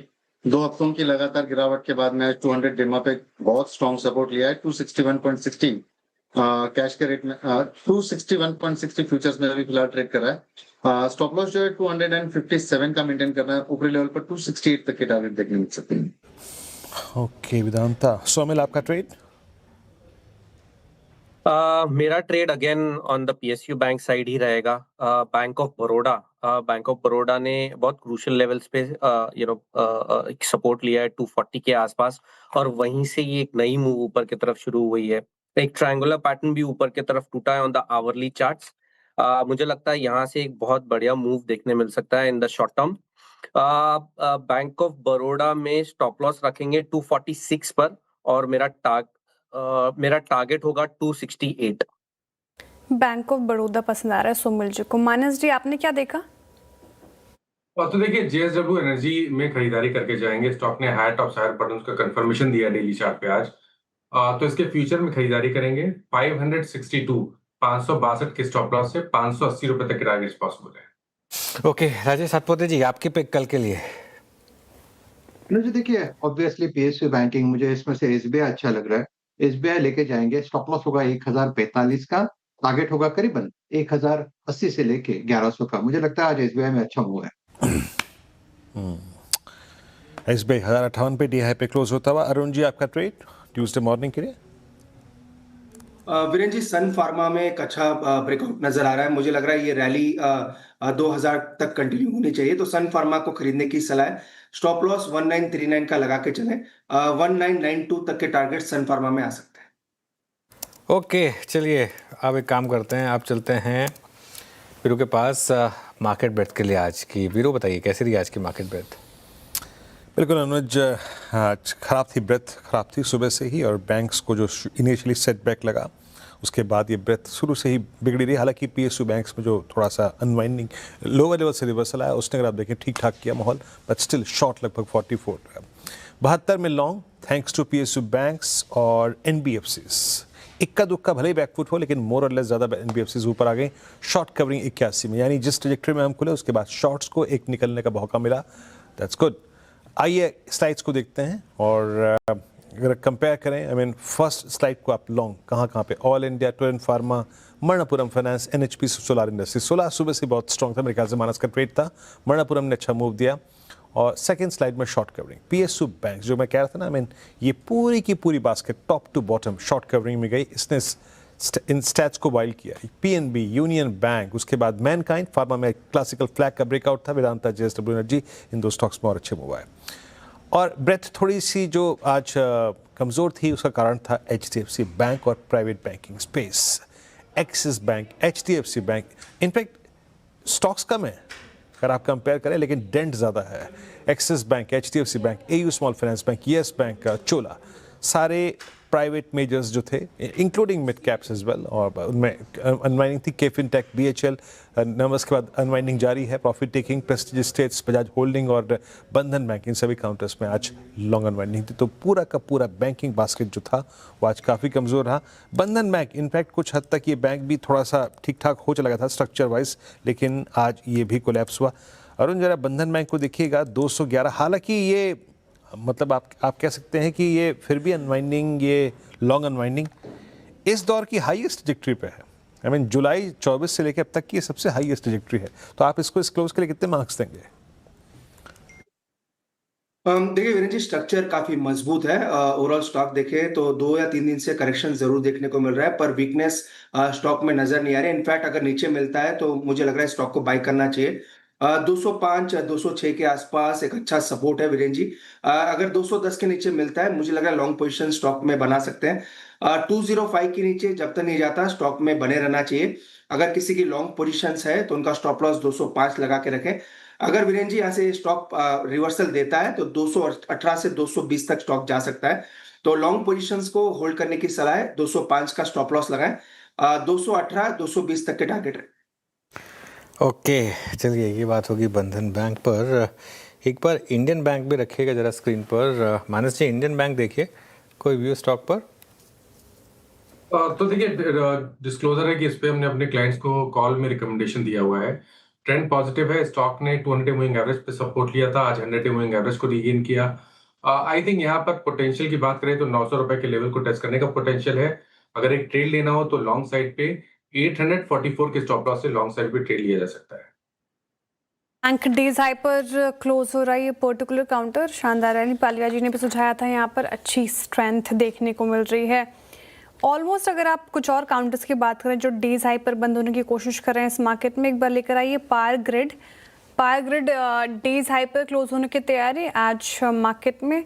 एक बार फिर से भारतीय एयरटेल रखिएगा। शुरुआत से ही आज ये मजबूती के साथ कामकाज कर रहा था। भारतीय एयरटेल का चार्ट रखे और एक डिप आई थी छोटी सी, उसमें फिर से खरीदारी हुई 1.5% ऊपर और ऑलमोस्ट डेज हाई पर ये भी क्लोज होने की तैयारी कर रहा है। सन फार्मा अभी अरुण जी ने सुझाया, यहाँ पर भी अच्छी स्ट्रेंथ, ये भी डेज हाई पर। ऑटो पैक से रखिए, जो कुछ काउंटर्स इन ग्रीन क्लोज हो रहे हैं, रेड में अभी तक कामकाज कर रहे थे। एक बार आयशर मोटर्स रखिएगा। ऑटो में आज थोड़ी नरमी थी, लेकिन आयशर मोटर्स थोड़ा इन ग्रीन आने की कोशिश। बजाज ऑटो एक बार रख दीजिएगा। नतीजों से पहले कैसा मूव, नतीजे अच्छे आ सकते हैं, ये भी निचले स्तरों से थोड़ा ऊपर आया। और एक बार रख दीजिएगा बजाज फिनेंस, यहाँ पर भी अच्छी स्ट्रेंथ है। लेकिन पावर ग्रिड, एक बार इस पर चार्ट चेक लेना चाहूँगी। और राजेश सातपुते जी, पावर ग्रिड आप देख लीजिए, डेज हाई पर बंद होने की कोशिश कर रहा है। चाहे देखिए शॉर्ट कवरिंग तो डेफिनेटली है, ओपन इंटरेस्ट घट रहा है, तो मुझे लगता है इसका जो टारगेट होना चाहिए वो रहेगा करीबन 300 का। 300 के आसपास जहाँ पे कॉल राइटर खड़े हैं वहां पे एक बार के लिए चैलेंज करेगा, टेस्ट करेगा। सो इट्स अ बाय साइड का ट्रेड। स्टॉप लॉस जो होगा वो रहेगा 285 का। वो 4-5 पॉइंट का स्टॉप लॉस रख के लॉन्ग साइड का ट्रेड बनाएंगे। चलिए, आज ना थोड़ा सा इक्का में हमने स्टील ले लिया, एनर्जी लेना चाहिए था। JSW है ना, वो नाम बदल गया थोड़ा सा, बस है तो JSW ही, लेकिन 5% JSW एनर्जी ऊपर है, अच्छे मूव्स हैं। आई थिंक हम इसकी बात कर रहे थे पिछले हफ्ते, शायद बात कर रहे थे पिछले हफ्ते, उससे पिछले हफ्ते, कि अब ये देश का नंबर 1 रिन्यूएबल एनर्जी प्ले है। आई थिंक हमने तब उसकी बात की थी। मैं अभी भी उस पर आई थिंक टिका हुआ हूँ कि ये काफ़ी शानदार एक रिन्यूएबल एनर्जी प्ले है यहाँ से शेयर, और मतलब आगे जाके शायद ये स्टॉक अच्छा करेगा। लेकिन इस पर एक चार्ट चेक लेते हैं एक बार। अरुण जी, आप देखिए JSW एनर्जी का चार्ट, कोई पोजीशन कैरी करने लायक है यहाँ पर? बिल्कुल अनुज सर, इनफैक्ट मानस जी ने इसमें कॉल भी दिया है। मैंने भी ये BTST पे शॉर्टलिस्ट करके रखा था। एक एक्सेलेंट ब्रेकआउट है, डबल बॉटम का ब्रेकआउट चार्ट पे नजर आ रहा है। इसके जो चार्ट्स नकल दिख के आ रहे हैं वो 584 586 तक के टारगेट निकल के आ रहे हैं, तो डेफिनेटली BTST ट्रेड लेके चल सकते हैं। मुझे लग रहा है 580 585 तक स्टॉक जा सकता है, तो लॉन्ग पोजिशंस को भी होल्ड करें और BTST ट्रेड भी इसमें लेके चल सकते हैं। BTST ट्रेड मानस जी की भी और अरुण जी भी पॉजिटिव है। चार्ट में अच्छी स्ट्रेंथ भी है, डेज हाई पर ये भी क्लोज हो रहा है 5% ऊपर। आज FMCG पैक के कुछ काउंटर्स ने अच्छा किया था। कोलगेट डीलर्स के रडार पर है ही। यूनाइटेड स्पिरिट्स पर हमने चार्ट चेक लिया था। नेस्ले रखिएगा एक बार स्क्रीन पर, ये भी अच्छी स्ट्रेंथ के साथ बंद हो रहा है। मैरिको भी रख दीजिएगा, यहाँ पर भी अच्छी स्ट्रेंथ, 1.5% ऊपर मैरिको भी नजर आएगा। VBL वरुण बेवरेजेस चला बहुत दिनों बाद और यहाँ पर भी अच्छी स्ट्रेंथ है, 1% ऊपर। देखिए निचले स्रोत से अच्छी रिकवरी।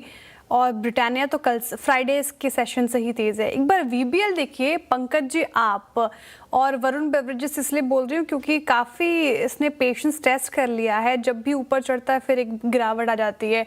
क्या इस मूव पर ट्रस्ट करें? जी डेफिनेटली, देखिए श्रेया जी, पिछले 4 दिन से एक बेस बना हुआ है 460 के आसपास का। एक थोड़ा सा रिस्क वाला ट्रेड जरूर होगा, लेकिन मुझे लगता है कि 2% जितना रिस्क ले सकते हैं इसके अंदर। 200 डेमा के काफी नीचे है, अगर ये एक बार 275 क्रॉस कर दे तो फ्रेश ब्रेकआउट यहाँ पर देखने मिलेगा। बहरहाल मैं यहाँ पे खरीदारी की ही सलाह दूंगा 468 पे, 460 के स्टॉप लॉस के साथ में। ऊपरी लेवल पर मुझे लगता है पोजिशनल पॉइंट ऑफ व्यू से 485 490 तक के टारगेट देखने मिल सकते हैं। जहां VBL के बिल्डअप 468 65 डे हाई पर टुवर्ड्स क्लोज। अगर आप FMCG बास्केट में ही रहें तो नेस्ले आखिरी के कुछ मिनटों में अपनी जो प्रेजेंस है वाकई दर्ज कराता हुआ, इट्स 1451। अभी एक बड़ा अच्छा स्विंग आया है, डे हाई पर आ रहा है। और राजेश जी, धीरे धीरे ये जो पैटर्न है ना, बहुत ही एग्रेसिव, राजेश पालवे जी, बड़े एग्रेसिव फ्लैग में कन्वर्ट हो रही है 1451, और ये फॉर्मेशन ऑलमोस्ट 4 महीने की है ना। आपका सेंस क्या कहता है नेस्ले पर? तो बिल्कुल वीरेन जी, ऑलमोस्ट 20-50 डे मूविंग एवरेज के सपोर्ट एरिया से ही ये स्टॉक ने अपना करेक्शन पूरा किया और अब यहाँ से एक अच्छा रिकवरी का ट्रेड यहाँ पे वापस बनते हुए दिख रहा है। ओवरऑल लॉन्ग टर्म स्ट्रक्चर तो बुलिश ही है और हमें लगता है कि स्टॉक में स्ट्रेंथ है वापस अपने ऑल टाइम हाई ट्रेजेक्टरी को सरपास करने का। तो अच्छे रिस्क टू रिवॉर्ड के हिसाब से हमें लगता है एक अच्छे प्राइस पॉइंट पर अवेलेबल है। 1430 स्टॉप लॉस रखे और अपसाइड के टारगेट 1480 और 1500 तक आते हुए दिख सकते हैं। ओके, मीनवाइल एक चार्ट दिखाता हूँ आपको, निफ्टी PSU बैंक का चार्ट। इसकी लेवल ऑफ स्ट्रेंथ देखिए आज एक दिन में 10, 20, 50, 200 डे, जी हाँ 4 बड़े मूविंग एवरेजेस इसने एक ही दिन में क्रॉस किए हैं शेयर, 10, 20, 50 और 200 डे मूविंग एवरेज। और ये बता रहा है आपको किस तरीके की स्ट्रेंथ है। इसको लीड किया एसबीआई ने, भले ही आज सबसे ज़्यादा मूव पीएनबी में आया हो, लेकिन प्योरली स्ट्रेंथ के हिसाब से अगर आप देखेंगे तो आज एसबीआई में अच्छी स्ट्रेंथ है। एक बार निफ्टी पीएसयू बैंक का कंट्रीब्यूशन दिखाइएगा ज़रा, और उसमें आप नोटिस करेंगे आई थिंक एसबीआई नंबर 1 होगा, क्योंकि उसका वेट उस हिसाब से उतना ज़्यादा है। आई थिंक पीएनबी नंबर 2 होगा, लेकिन यहाँ पर काफ़ी अच्छे मूव्स आपको आते हुए दिखाई दिए, और बहुत समय के बाद इस तरीके का मूव आया, क्योंकि पिछले कई दिनों से हम बात कर रहे थे कि पैसा जो है वो प्राइवेट बैंक्स में जा रहा है पीएसयू बैंकों से। आई थिंक आज सिर्फ एक आईसीआईसीआई को छोड़ दें तो बाकी पूरा का पूरा एक क्लियर कट शिफ्ट है यहाँ पर, और ये यहाँ पर विजिबल आपको दिखाई देगी। राजेश जी, कोई और पीएसयू बैंक जो घर ले जाना ठीक रहेगा इस लेवल पर? सातपुते जी। अनुज जी देखिए, डेफिनेटली उसमें से एसबीआई तो टॉपिक रहेगा, लेकिन जैसे कि इंडियन बैंक, मुझे लगता है अभी मानव जी के साथ इसकी बात हुई थी, मुझे भी ये पैटर्न बहुत अच्छा लगता है। इनफैक्ट इसमें एक लेवल है 880 का, जो इसका इमीडिएट टारगेट होगा एज ए बीटीएसटी। तो अगर कुछ लेके जाना है then definitely Indian bank, that will be the next counter, क्योंकि 880 के बाद उसमें एक बड़ा ब्रेकआउट आता है, और जनरली आपको तो पता है इंडियन बैंक चलता है तो बहुत क्विक चलता है, तो इसलिए इंडियन बैंक रहेगा। स्टॉप लॉस मेंटेन करना पड़ेगा करीबन करीबन 845 का। इंडियन बैंक फर्स्ट अर्निंग्स का पीएसयू बैंक का अगर आप देखें स्टॉक, उसके बाद से ही मूव जारी है। और पंकज जी ने कार्यक्रम की शुरुआत में एक कॉल दी थी डिक्सन, याद रखिएगा डिक्सन 14,580 पे इस दौर की हाईएस्ट ट्रैजेक्टरी पे, यानी पोस्ट नवंबर 25 ये अब तक का सबसे हाईएस्ट लेवल है। और क्लियरली आप कह सकते हैं कि जो सितंबर 24 के बाद इसमें वोलेटिलिटी शुरू हुई थी और टॉपिंग आउट प्रोसेस शुरू हुई थी 18,900 के आसपास, सेकंड टॉप बना इसका 18,500 के आसपास, उसके बाद फर्स्ट टाइम इतने स्ट्रॉन्ग क्लस्टर में एंटर करता हूँ। मानस जी, आप क्या कहेंगे, ये जो पूरा का पूरा डिस्ट्रीब्यूशन चैनल था वो स्टार्ट होता है 14,000 से, उसको कितनी अच्छी तरीके से नेविगेट कर रहा है? देखिए, मेरा तो समझना है कि ये जो रैली हम पिछले करीब 3-4 हफ्ते से देख रहे हैं, ये कंटिन्यू होनी चाहिए। एक बहुत क्लियर कट राउंडिंग बॉटम बना है, जिसमें 16,500 के टारगेट आप सोच के चल सकते हैं। शायद इसमें समय लग सकता है, लेकिन कोई डिप मिल जाए तो आप खरीदारी करें 13,500 के नीचे, स्टॉप लॉस लगा के पोजीशन ट्रेड ले 16,500 के टारगेट के लिए। डिक्सन टेक्नोलॉजीज पंकज जी की पिक भी थी, और यहाँ पर अच्छे मूव्स, और जब से जेवी जो हुआ है वीवो के साथ, उसके बाद से एक अच्छी स्ट्रेंथ हमने देखी है यहाँ पर, और डेज हाई पर आज भी बंद हो रहा है।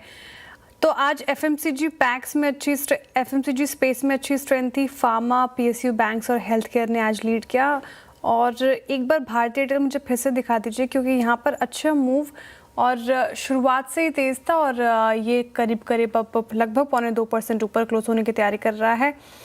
एक बार रखिएगा सीमेंट पैक से ग्रासिम भी, और ग्रासिम और एक बार अल्ट्राटेक सीमेंट भी रख दीजिएगा, क्योंकि यहाँ इसके नंबर आए थे तो ये पूरा पैक फोकस में आया।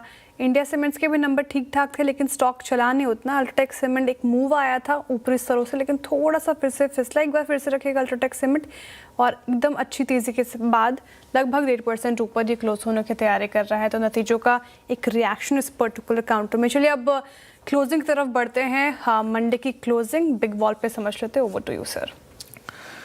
आई थिंक वो आज थोड़ा सा अजीब सा मामला था। ऐसा लग रहा है कि पूरे 90 मिनट मैच देखा, कुछ हुआ नहीं, तो अभी एक्स्ट्रा टाइम में जाएंगे, लेकिन एक्स्ट्रा टाइम कल खेला जाएगा। तो अभी देखते हैं, फिर कल आएंगे वापस और देखेंगे। निफ्टी करीब करीब 90 पॉइंट नीचे था, बैंक निफ्टी 550 पॉइंट नीचे था ऑब्वियसली, और निफ्टी आईटी भी करीब करीब 60-65 पॉइंट नीचे था। लेकिन ध्यान रखिएगा, निफ्टी और निफ्टी बैंक में इंटरडे में अच्छी रिकवरी हुई लोअर लेवल से। मिड कैप और स्मॉल कैप में अच्छी स्ट्रेंथ थी। मिड कैप 2.5% ऊपर था, स्मॉल कैप हालांकि कम चला 1.4%। एडवांस डिक्लाइन भी एडवांसेस के फेवर में था, तो उस हिसाब से ब्रॉडर मार्केट के लिए आज एक अच्छा दिन था। सेक्टोरल लूजर्स पर आते हैं। सबसे ऊपर आज बहुत इंटरेस्टिंग दिखाई देगा आपको आज के सेक्टोरल लूजर्स और गेनर्स। लूजर्स में सबसे ऊपर फाइनेंशियल्स और निफ्टी बैंक दिखाई देंगे आपको, साथ ही निफ्टी आईटी, निफ्टी ऑटो और निफ्टी रियल्टी। लेकिन गेनर्स में भी आपको इंटरेस्टिंग दिखाई देगा प्राइवेट बैंक, जी पीएसयू बैंक का। तो PSU bank index versus private bank index, आज पूरा गेम इसका था। तो पीएसयू बैंक 0.3% ऊपर, निफ्टी फार्मा यहाँ पर स्ट्रेंथ थी, एनर्जी पैक में स्ट्रेंथ थी, थोड़ा रिलायंस का कमाल था यहाँ, मेटल्स FMCG और ऑयल एंड गैस। अब लेकर आइए आप जरा निफ्टी के लूजर्स। इसमें सबसे ऊपर HDFC बैंक। कब था लास्ट टाइम जो आपने इस तरीके के मूव्स देखे थे? एक्चुअली एंड में एक्सेस ने बाजी मार ली, वो एकदम फोटो फिनिश हो गया था। एक्सेस 5.5 नीचे हो गया था, HDFC बैंक 5 ही रहा। मारुति 2%, कोटक, हालांकि कोटक रिकवर हुआ लेकिन फिर भी डाउन था। जियो फाइनेंशियल और इन्फोसिस यहाँ पर थोड़ी सी गिरावट थी। गेनर्स में क्या थे? सबसे ऊपर ट्रेंड 3% ऊपर, power grid, Nestle, state bank of India. Bharti में अच्छी स्ट्रेंथ थी, इनफैक्ट 2-3 दिन से स्ट्रेंथ है भारती में, और NTPC यहाँ पर भी थोड़ी सी स्ट्रेंथ आपको देखने को मिली। चलो जी हाँ, इसे कहते हैं इस कदर फिसले सुबह सुबह के संभलते संभलते पूरा दिन निकल गया, लेकिन अभी भी नहीं संभले हैं। देखते हैं कल क्या होगा। कल है वीकली कॉन्ट्रैक्ट की एक्सपायरी। निफ्टी करीब आपकी स्क्रीन पे 24,241 पर है। तो कल सुबह ये पूरा का पूरा पैनल आपके साथ फिर तमाम खबरों के साथ, रणनीतियों के साथ और हाउस व्यूज के साथ मिलेगा। मॉर्निंग कॉल और मुनाफे की तैयारी। तब तक के लिए